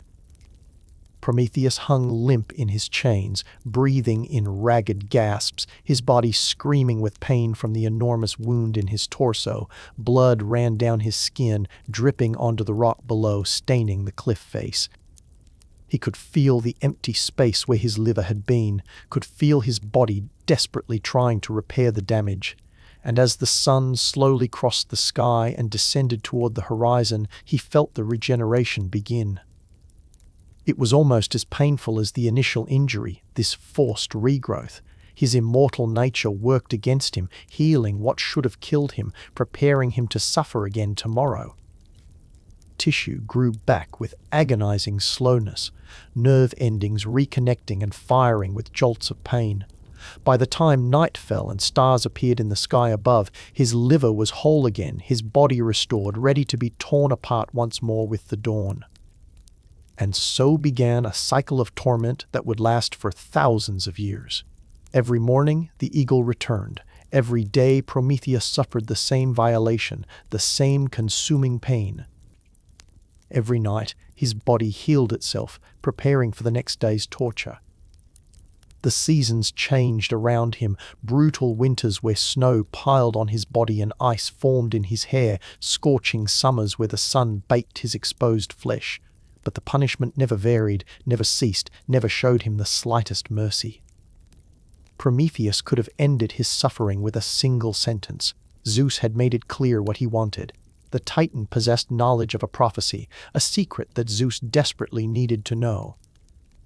If Prometheus would reveal which goddess would bear a son greater than his father, a son who could overthrow Zeus just as Zeus had overthrown Cronus, then the king of gods would grant him freedom. All Prometheus had to do was speak, to trade his knowledge for his release. But Prometheus refused. Day after day, year after year, century after grinding century, he kept his silence. The secret remained locked behind his teeth even as the eagle tore at his flesh. Zeus sent Hermes to bargain with him, to threaten him with even worse punishments, to promise rewards beyond measure. But Prometheus would not yield. This knowledge was his last power, his final leverage, and he would not surrender it while humanity still needed protection from Zeus's wrath. The years passed in their thousands. Prometheus watched the world change from his mountain prison, saw humanity spread and grow despite the sufferings that plagued them. They built cities and developed agriculture, created art and philosophy, invented writing and mathematics. They sailed across seas and climbed mountains, all made possible because Prometheus had given them fire. They stumbled and failed, fell to disease and war, suffered all the evils from Pandora's jar, but they persevered, they survived, they thrived. Sometimes travelers passed near enough to the Caucasus to hear the screams that echoed from its peaks, to glimpse the enormous eagle as it flew to or from its daily feast. Tales spread of the Titan chained to the mountain, the firebringer who suffered eternal torment for his love of mankind. Some of these stories reached human ears, and people began to understand what Prometheus had sacrificed for them. They began to honor him in secret, to whisper prayers of gratitude to the Titan who had defied the gods. Io, a maiden transformed into a cow by Zeus's jealousy and pursued across the world by Hera's gadfly, passed by the Caucasus during her wanderings. She heard Prometheus's cries and climbed to where he was bound, seeking any comfort or wisdom he might offer. Despite his own agony, Prometheus spoke kindly to her, using his gift of foresight to predict the end of her sufferings, to tell her where her wanderings would lead and what descendants would come from her line. His prophecies gave her hope to continue, to endure her own punishment, and she wept to leave him still chained and suffering.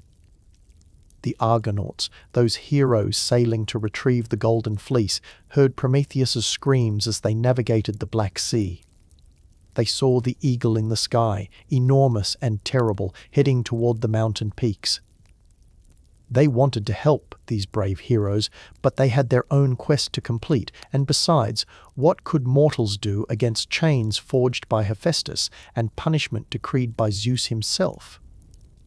Prometheus endured. That was all he could do, all that was asked of him. He endured the daily torture, the loneliness, the wind and weather, the knowledge that his suffering seemed infinite. He remained defiant even when hope seemed absurd, silent even when speaking would grant him freedom. His will was unbroken, his spirit undimmed, his love for humanity undiminished. If this was the price of bringing fire to mortals, then he would pay it without complaint. But even the cruelest punishments eventually reach their end, and even the most stubborn conflicts must find resolution. The key to Prometheus's liberation would come from an unexpected source, involving a wounded centaur, a prophecy revealed, and a hero whose strength was matched only by his courage. The thread of fate that bound the Titan to his rock would finally, after ages of torment, begin to unwind. In a cave on Mount Pelion there lived a centaur named Chiron, unique among his kind. While most centaurs were wild and violent, given to drunkenness and brutality, Chiron was wise and gentle, civilized and kind. He was the son of the Titan Cronus, making him immortal. and he had devoted his eternal life to teaching and healing. The greatest heroes of Greece had studied under his tutelage: Achilles, Jason, Asclepius, and many others. He was beloved by gods and mortals alike for his wisdom and his compassion. But Chiron's immortal life was about to become a curse rather than a blessing. Heracles, the greatest of all Greek heroes, came to visit the centaur Pholus, bringing with him arrows dipped in the poisonous blood of the hydra he had slain. The scent of wine brought other centaurs running, wild and aggressive, and a fight broke out. In the chaos, one of Heracles' poisoned arrows struck Chiron accidentally, piercing his thigh. The poison of the hydra was among the deadliest substances in existence, causing agony beyond measure. For a mortal, it meant a quick, if agonizing, death. But Chiron was immortal, which meant the poison could not kill him. It could only cause endless suffering. The wound would not heal, the poison would not fade, and the pain would never cease.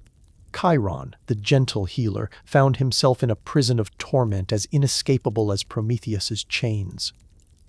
Chiron tried every remedy he knew, every healing technique he had mastered over his long life. Nothing helped. The poison was too powerful, too malignant, too perfectly designed to cause suffering.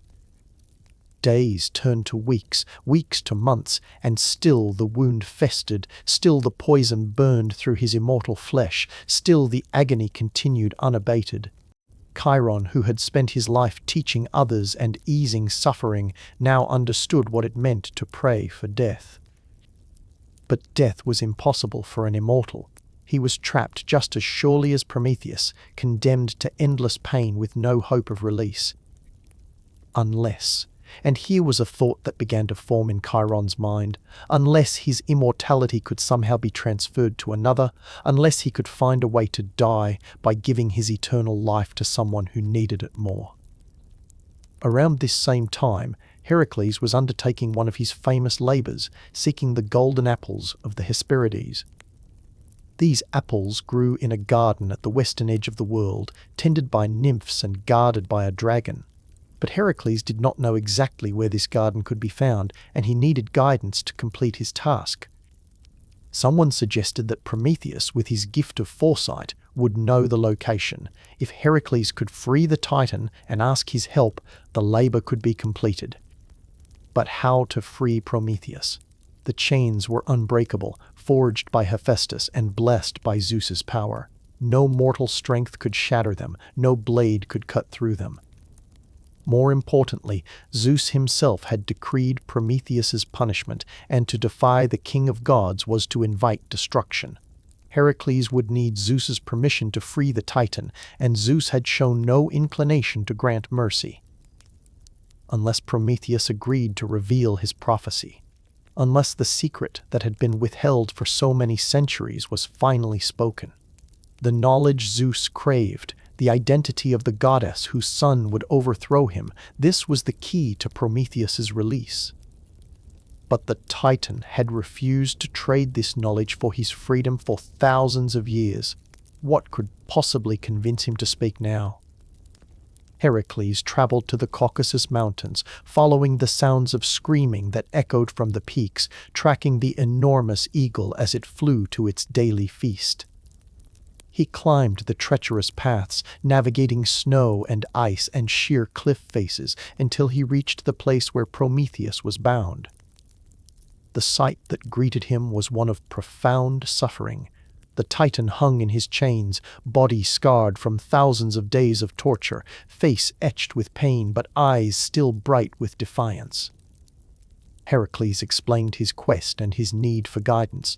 Prometheus, despite his circumstances, listened with interest. Here was one of humanity's heroes, strong and brave, undertaking impossible tasks for the glory and benefit of mortals. How could Prometheus not want to help? But he was bound and tortured, unable to aid anyone until his chains were broken. "I can free you," Heracles said, "if you will help me in return, and if Zeus will permit it." "Zeus will never permit it," Prometheus replied, his voice rough from screaming but still strong, "unless I give him what he wants, unless I reveal the prophecy he fears."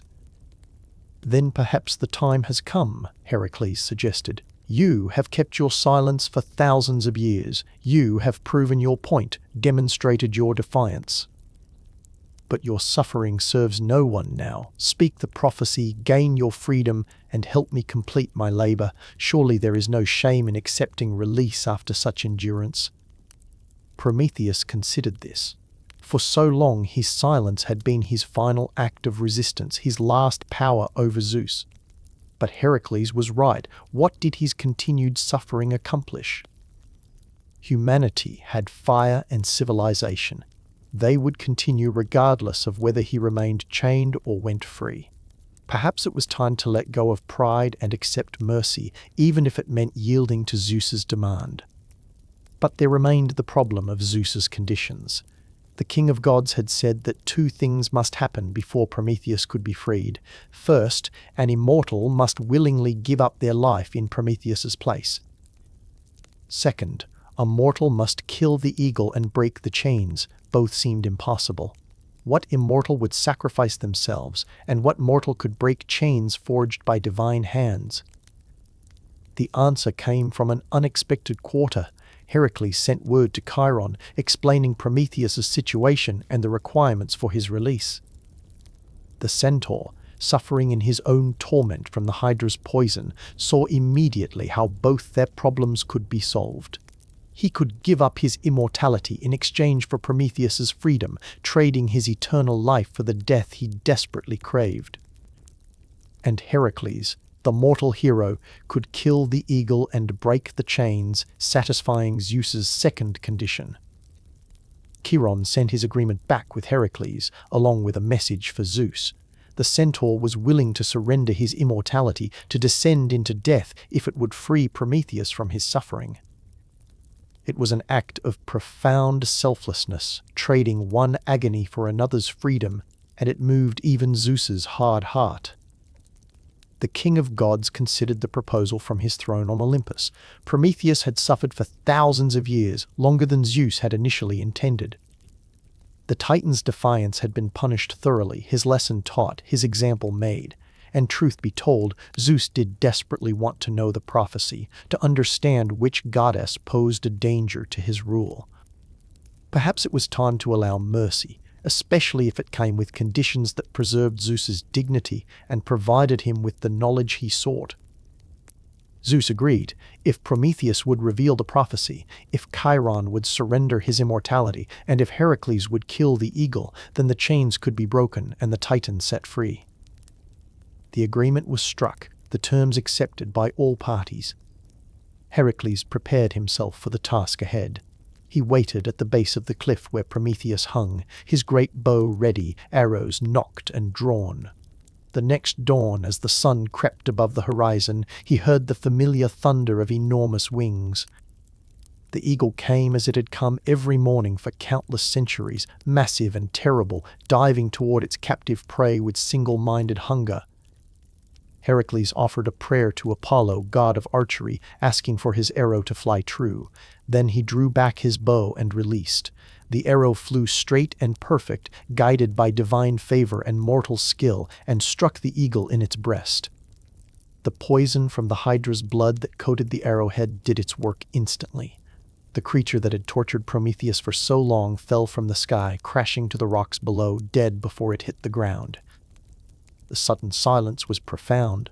For the first time in thousands of years, Prometheus did not hear the beating of wings that heralded his daily torment. The eagle was dead, slain by a mortal hero, and one of Zeus's conditions had been met. Heracles climbed to where Prometheus hung and examined the chains that bound him. They were indeed unbreakable by normal means, forged with divine craft and sealed with godly power. But Heracles was no normal man. He was the son of Zeus, blessed with strength beyond any mortal, and he had been promised Zeus's permission to free the Titan. With that permission came power, the authority to do what should have been impossible. Heracles took hold of the chains and pulled.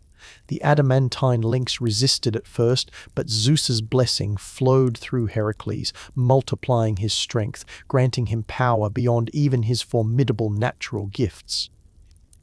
The chains began to strain, then to crack, then to shatter with sounds like thunder.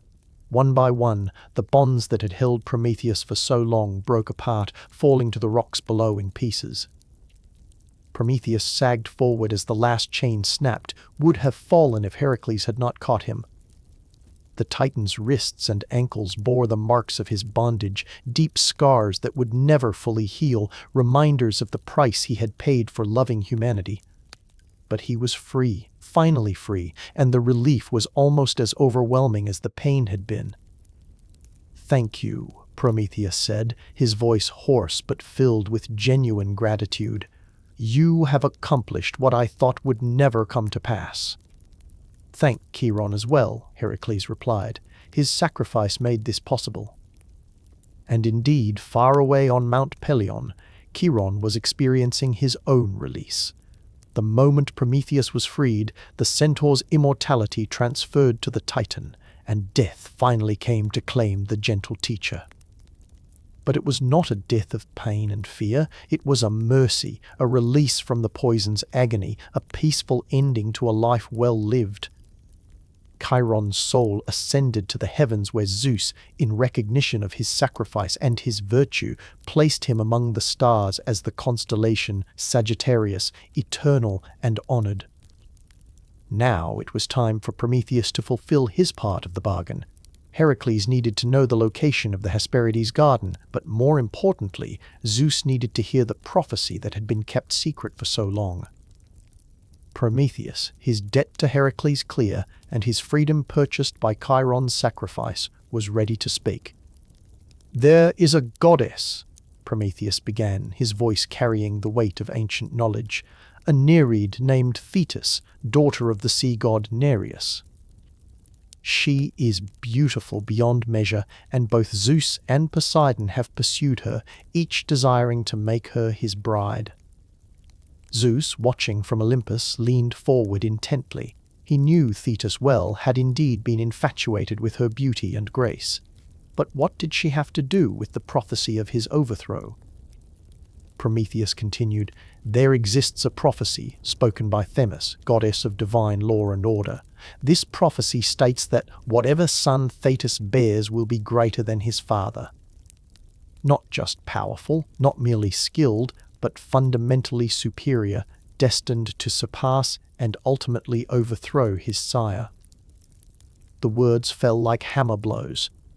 Zeus understood immediately the terrible danger he had been courting. If he had succeeded in seducing Thetis, if he had fathered a child with her as he had intended, that child would have been his doom. The prophecy that had haunted him since he overthrew Cronus, that he would be defeated by his own offspring, would have come to pass. Thetis' son would have grown to surpass Zeus in power and glory, would have risen up to cast down the king of gods just as Zeus had cast down the Titans. Zeus felt his blood run cold despite his divine nature. He had come so close to creating his own destroyer, and only Prometheus' stubbornness had saved him. If the Titan had revealed this prophecy sooner, Zeus might have taken it as confirmation that Thetis should be avoided. But he also might have killed her to prevent the prophecy from ever coming to pass. Prometheus' silence, ironically, had protected both Zeus and Thetis. Now that the secret was spoken, Zeus acted quickly to neutralize the danger. He immediately ceased his pursuit of Thetis and commanded Poseidon to do the same.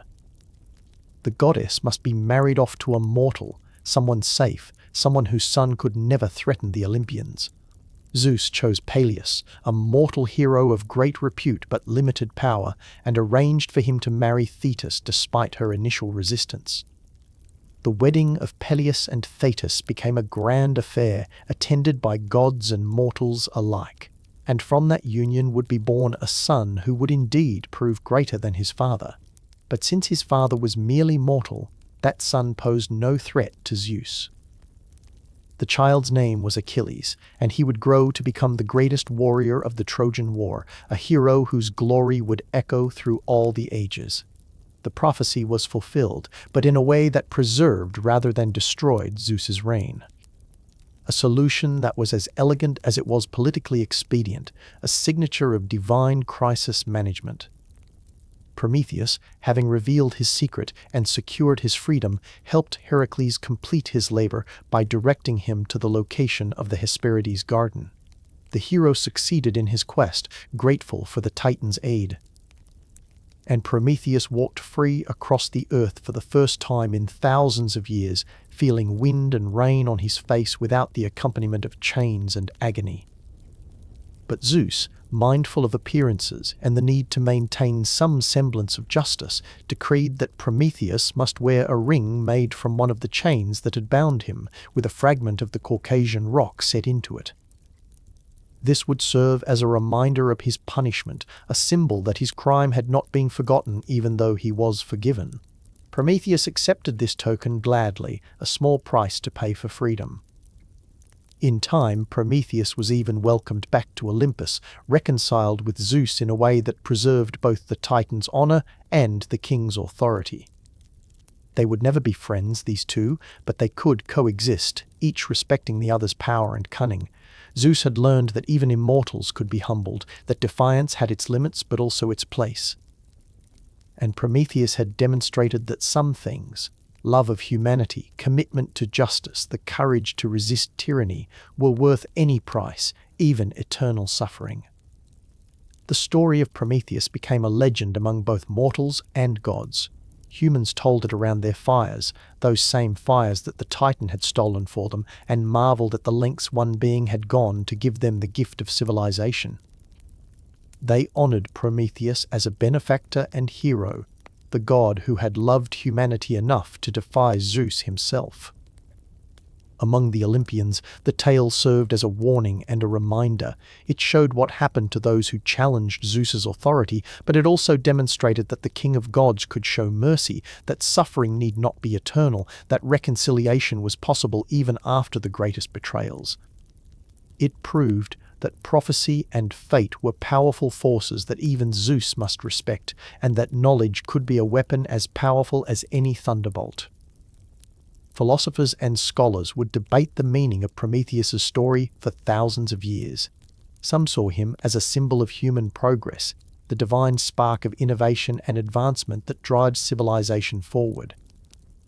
Others viewed him as a warning against hubris, a reminder that even noble intentions can lead to suffering when they defy natural order. Still others interpreted his tale as one of sacrifice and love, the ultimate example of putting others' needs above one's own safety and comfort. The name Prometheus became synonymous with rebellion against tyranny, with bringing light to darkness, with the courage to defy unjust authority for the sake of a greater good. His story inspired countless works of art and literature, from ancient Greek plays to modern novels and films. Every time someone spoke of stealing fire or defying the gods, they echoed the Titan's ancient choice. And humanity, the ultimate beneficiaries of Prometheus's sacrifice, continued to develop and grow. They used fire to forge tools and weapons, to cook food and warm homes, to light the darkness and advance their civilization. They suffered the evils that had escaped from Pandora's jar, disease and death, sorrow and toil, but they also demonstrated resilience and creativity, the capacity to endure and thrive despite hardship.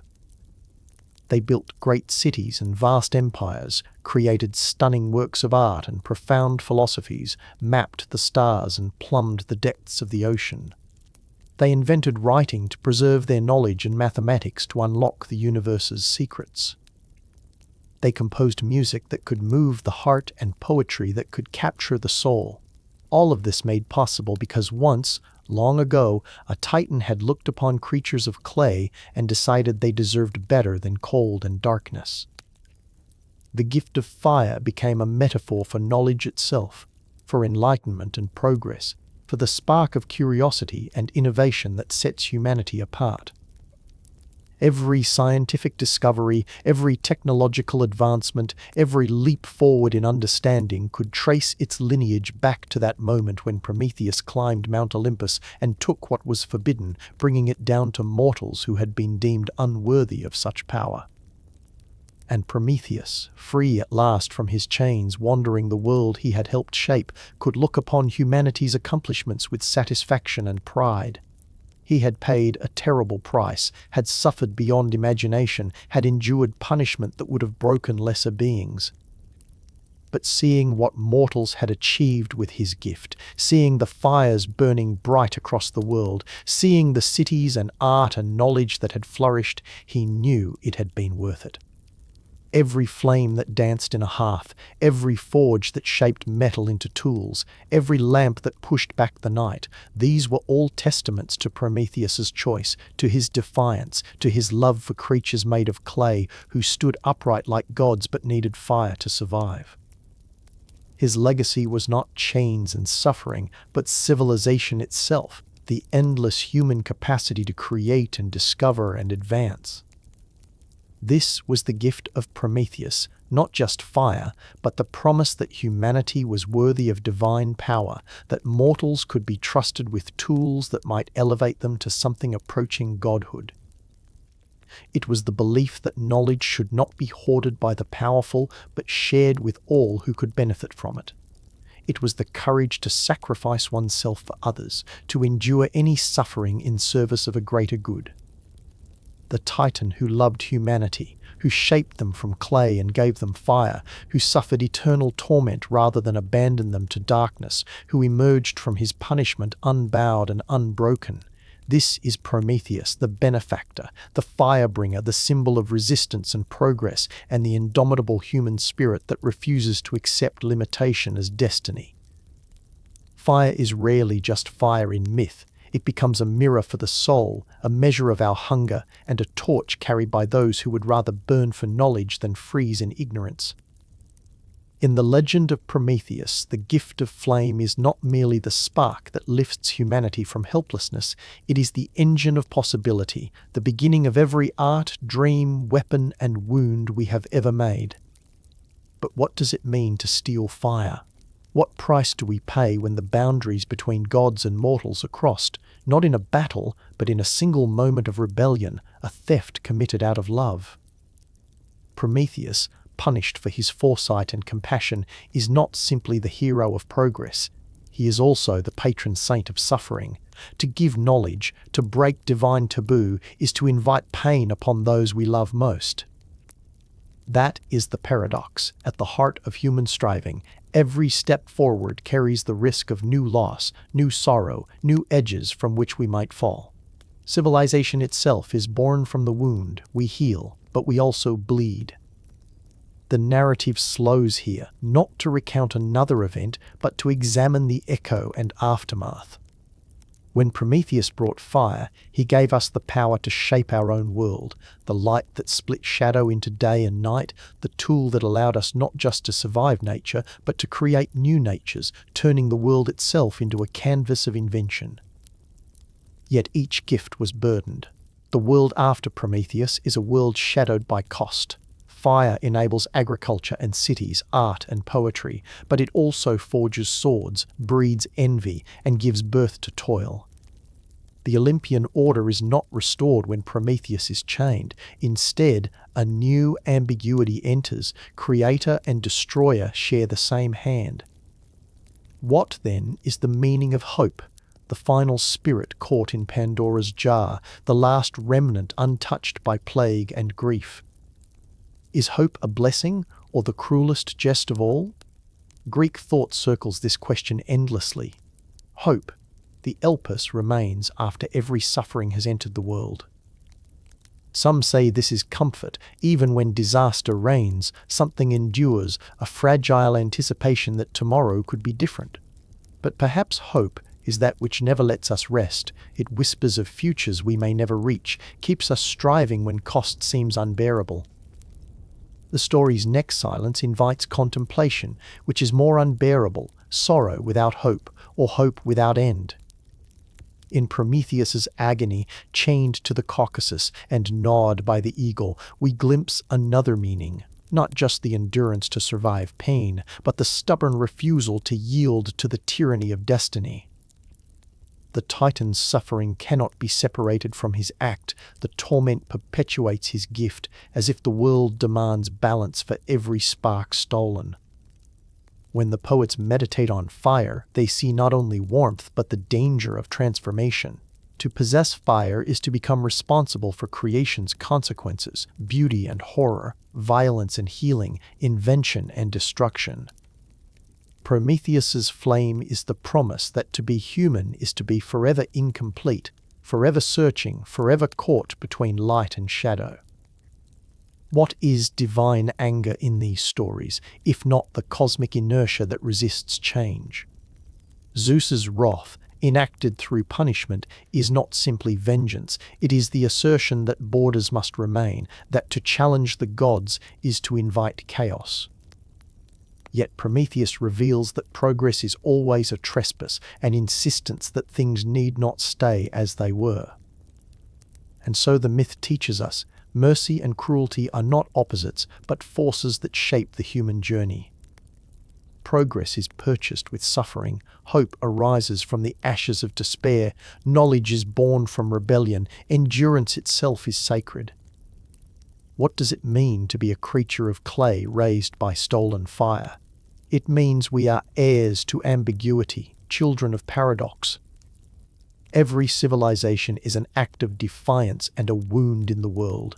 Every technological miracle inches us closer to divine power, but also to new forms of catastrophe. As the narrative slow burns through generations, humanity becomes not just the beneficiary of Prometheus, but the stage of his dilemma. Will we use fire for creation or destruction? Will hope lift us or torment us with dreams just out of reach? The myth answers only with possibility. The choice remains, eternal as the flames that flicker in our hearths. In the end, to meditate on Prometheus is not only to tell the story that was, but to illuminate what might always be. It is to see the torch in our own hands and to ask, gently, fiercely, what we will make with this ancient light. If we step back from the flames for a moment, if we let the smoke clear, another truth glimmers at the heart of the Prometheus myth, the inescapable burden of knowledge and the strange responsibility it breeds in the hearts of mortals.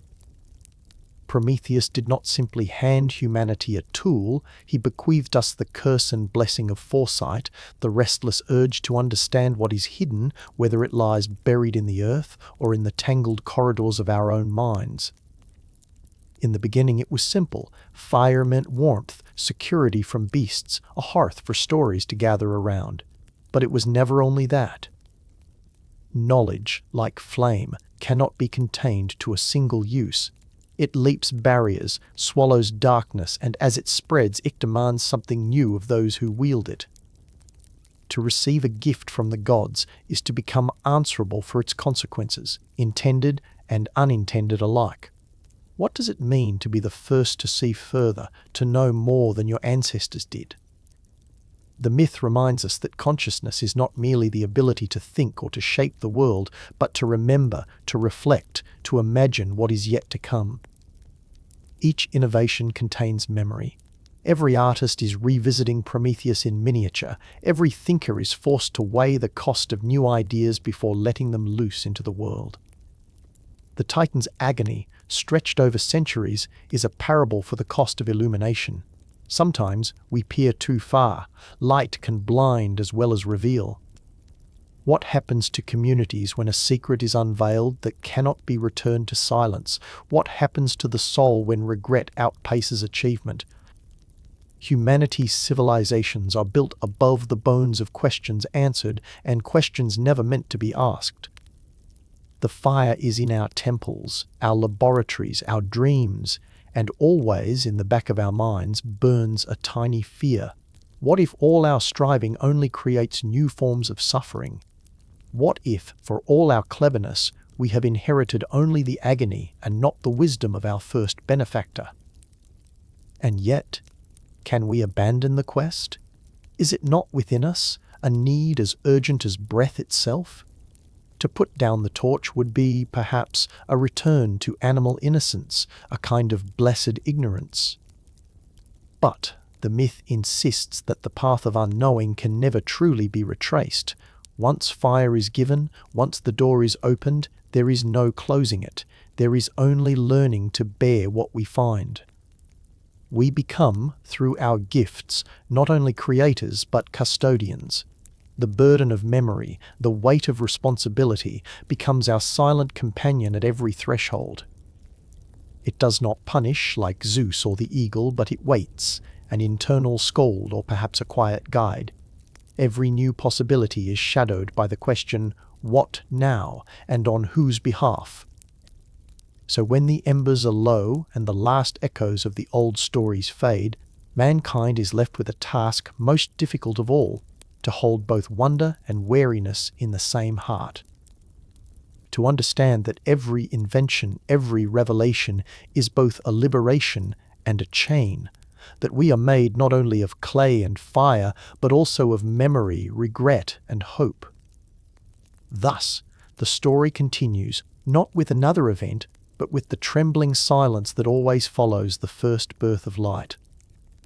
With every generation, Prometheus's challenge is renewed. Will we honor the gift or be consumed by it?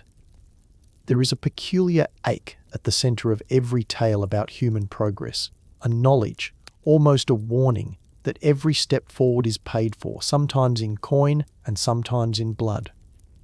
The myth of Prometheus, rendered not just in fire but in lingering pain, is the ancient script of this truth.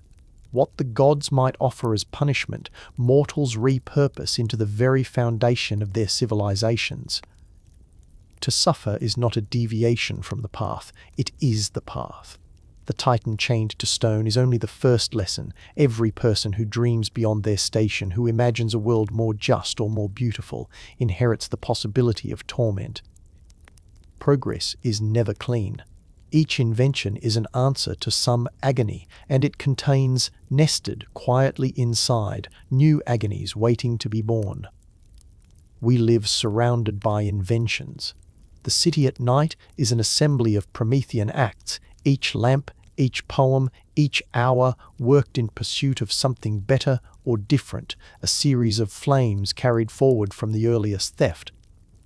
Yet the city is also an engine powered by desire, by rivalry, by the kind of suffering that can only occur when beings are conscious of what they lack. The jealous heart of Zeus is painted in every law, every boundary, every trembling attempt to keep chaos at bay. Who suffers for our heights?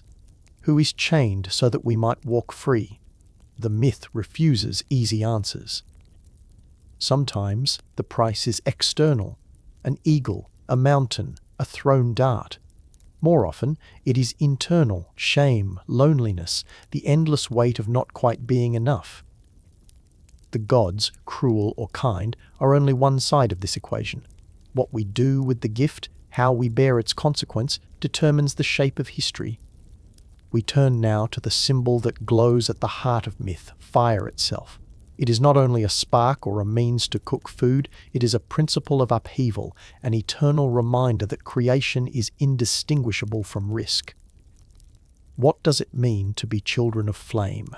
To be species whose defining trait is not strength nor speed, but the capacity to burn, metaphorically, literally, spiritually. Fire announces itself as transformation, as possibility. The journey from animal to artisan begins here, with warmth, with shared stories beneath the stars, with the knowledge that pain may be endured if it buys survival.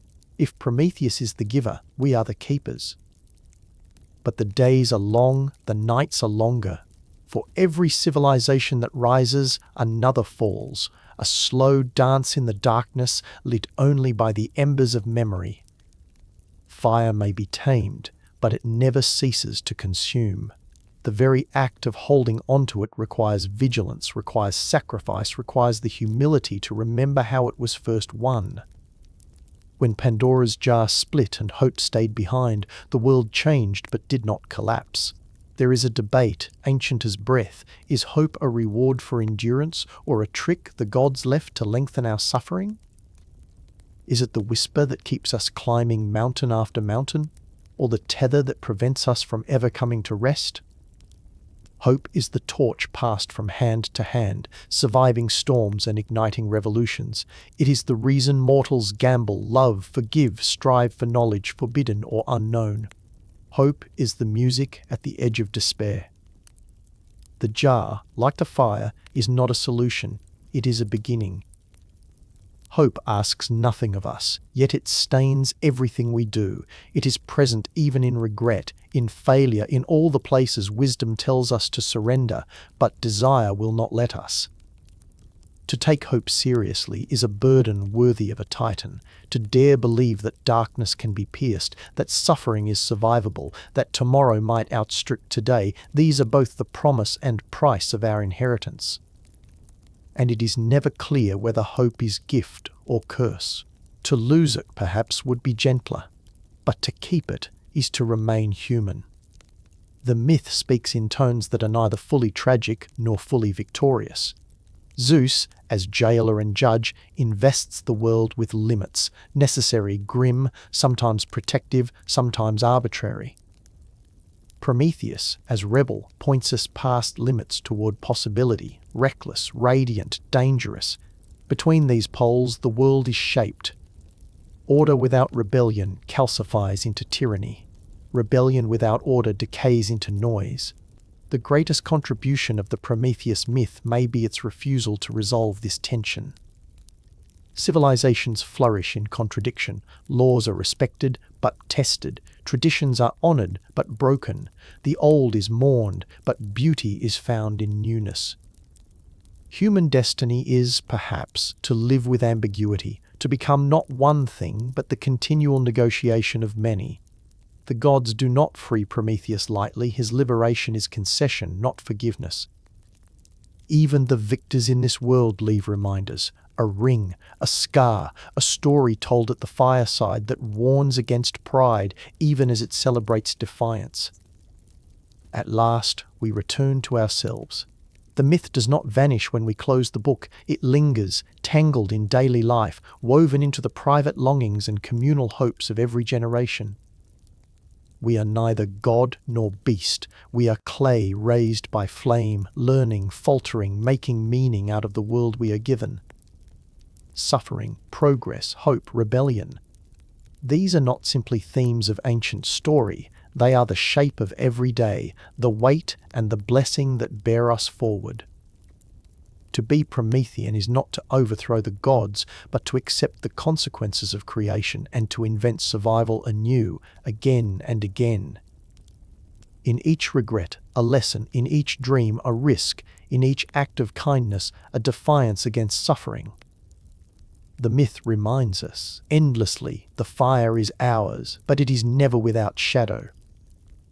If we sit with the myth long enough, another truth emerges, cool and unsettling.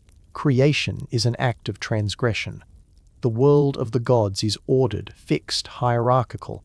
Every being in its proper place, every gift distributed by divine whim or law. Into this structure comes Prometheus, not content to obey, compelled by some inner hunger to ask, why not? Why not more? Why not different? This is the oldest dilemma. Older than language, perhaps older than fire itself. Even as mortals, we are not content to merely accept. We probe boundaries, test the edges of the world. The act of learning is itself a kind of rebellion, a refusal to be fully defined by what came before. Prometheus is both inspiration and warning. To question is to court pain. The price of discovery is never clear at the beginning, only later, as the eagle descends or as the gods grow silent, do we understand what it means to change the pattern. All learning is dangerous, but the myth assures us it is also necessary. Transgression is not mere folly. It is the crucible in which identities are forged and the very place where progress becomes possible. If humanity had never disobeyed, there would be no story, no city, no law, no hero, no song. Every civilization is the record of 1,000 acts of small rebellion, remembered or forgotten. And yet transgression is double-edged. Those who push against the world's structure are not always rewarded. Sometimes they are broken against it.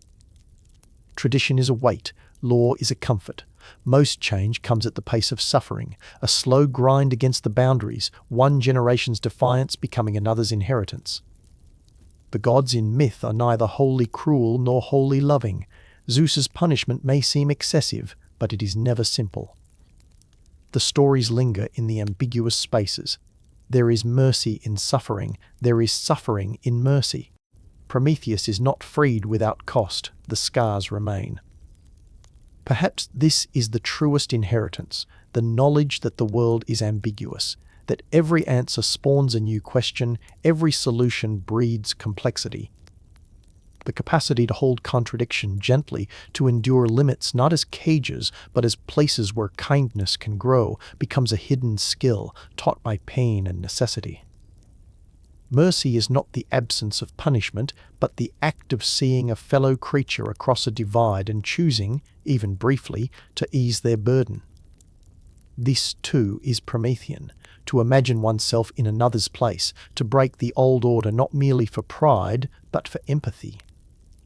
What are laws, after all, but attempts to limit suffering, to encode memory and mistake into patterns that might, for a moment, make life easier? And what is rebellion but the assertion that the law has failed, that mercy demands new shapes? The myth endures because it does not resolve. The eagle returns every day, healing recedes even as it arrives. Suffering is cyclical but never empty. It leaves residue, insight, a subtle change in the shape of the self. To suffer is not to regress, but to become, however haltingly, painfully, imperfectly. We see this echoed everywhere, in the wounds of history, in the doubts of philosophy, in the private struggles that shape character with the slow hand of time. What changes over centuries is not the presence of pain, but the willingness to find meaning in it. Prometheus teaches that suffering joined to learning is not futile. The chain may not break, but it can be carried. The pain does not vanish, but it invites others to bear witness, to remember, to build. Generation by generation, civilization grows outward from the site of the wound, like a scar becoming the strong part of bone. The world does not ask that we be free of suffering, only that we do not let it close us off, that we use it as a door. In this sense, every artist, every lover, every teacher is a descendant of Prometheus, a remaker of pain into purpose. Myth does not let us cozy up to the gods. There is always distance, some gulf between the immortal and mortal, a canyon no ladder can cross. This is both frustration and safeguard. The gods are dangerous as weather, beautiful, immense, indifferent. Their gifts are explosive, their punishments linger. But we need them nonetheless. The stories do not recommend erasing the sacred, but thinking carefully about the way it is approached. The sacred is not a wall, but a window. For humanity to grow, the divine must recede, authority questioned, limits gently trespassed. It is no accident that fire comes only through theft. To earn a gift, to receive it passively, is not the same as claiming it through risk. The gods, in keeping themselves apart, force humanity to become something more than passive receivers. We become the authors of our own fate, not a perfect fate, but a story shaped as much by loss as by triumph. The divine serves as a test. If there were no boundaries, the act of crossing would mean nothing. In every age, we remake the dance, reverence, challenge, retreat, approach. The sacred is necessary, yes, for meaning and, yes, for humility. But it must also yield to the Promethean urge, the slow revolution of creation. From Prometheus's flame unfolds a lineage, one that winds through history and settles on the present age, tangled and unresolved. Technology, in all its guises, is our inheritance. We are the descendants of that first theft. We shape stones, melt metals, pass data into dreams. The myth remains alive, not in the ancient tongue, but in the language of circuit and code. Yet with every advance, the same tensions return. What will the gift do to us individually, collectively? Fire was innocent in the dark, a hunger answered, a warmth embraced. But soon it illuminated not only hope, but hunger for power. It enabled conquest as much as communion. Suffering found new implements, division discovered new frontiers. Every torch is also a weapon. Prometheus's lesson is not merely about daring, but about reckoning with what is made. The city built from stone will one day become ruin. The idea born of brilliance may outlive its context, grow monstrous, slip from control. The stories warn, progress without wisdom is a chain as heavy as any forged by gods. We stand, then, at a crossroads in every age, whether ancient, modern, or some tomorrow yet unimagined. Technology hums in our hands, flickers in our eyes. What will we choose to build? Who will bear the burden when the inventions turn and ask to be governed, understood, explained? Fire teaches vigilance and humility, a lesson often lost in the rush to innovate. Each choice is an echo of Prometheus, a wager with destiny, a promise made to those who cannot yet speak. The responsibility grows as the power does. To refuse this weight is to repeat the myth's tragedy in miniature, endlessly. Promethean fire is not only physical but mnemonic. Memory is the second gift, the capacity to remember not just warmth or pain, but what brought them, what might again. Civilizations are built atop stories, cautionary and celebratory, transmitted down generations like embers shielded from wind. Personal memory sustains identity. To suffer is to learn, and to remember suffering is to shape possibility. Society's memory, history, becomes the archive of our Promethean bargains. We narrate origins, chart regrets, revisit miracles and catastrophes, all to prepare for futures unwritten. But memory, like fire, is mutable. Sometimes it preserves too little, sometimes it preserves too much. In agony, we forget lessons. In joy, we lose vigilance. Myths function as perennial reminders, voices haunting decision and doubt, insisting that wisdom is not granted, but earned by repetition, by humility, by compassion. A civilization without memory is a candle soon snuffed. The Promethean lesson remains. Each generation must revisit the story, reinterpret its warnings, reimagine its possibilities. Only then can the flame endure. Prometheus's rebellion raises a double standard. Is greatness measured by what is achieved, or by how achievement is contained, shared, made gentle? The myth answers with paradox. The Titan's foresight makes him hero and threat, loved by mortals, hated by gods. In humanity, each person wrestles with this tension, the will to power and the longing for wisdom. Power changes the world, but wisdom asks what kind of world is worth creating. The gift of fire, the engine of progress, the seed of transformation can ignite both generosity and destruction. To be wise is not to refuse power, but to guide it, not to reject ability, but to see its cost, to measure ambition against kindness. What would Prometheus say of our present age, where new fires are kindled each year, each day? Maybe he would urge us to remember the pain, not as deterrent, but as reminder.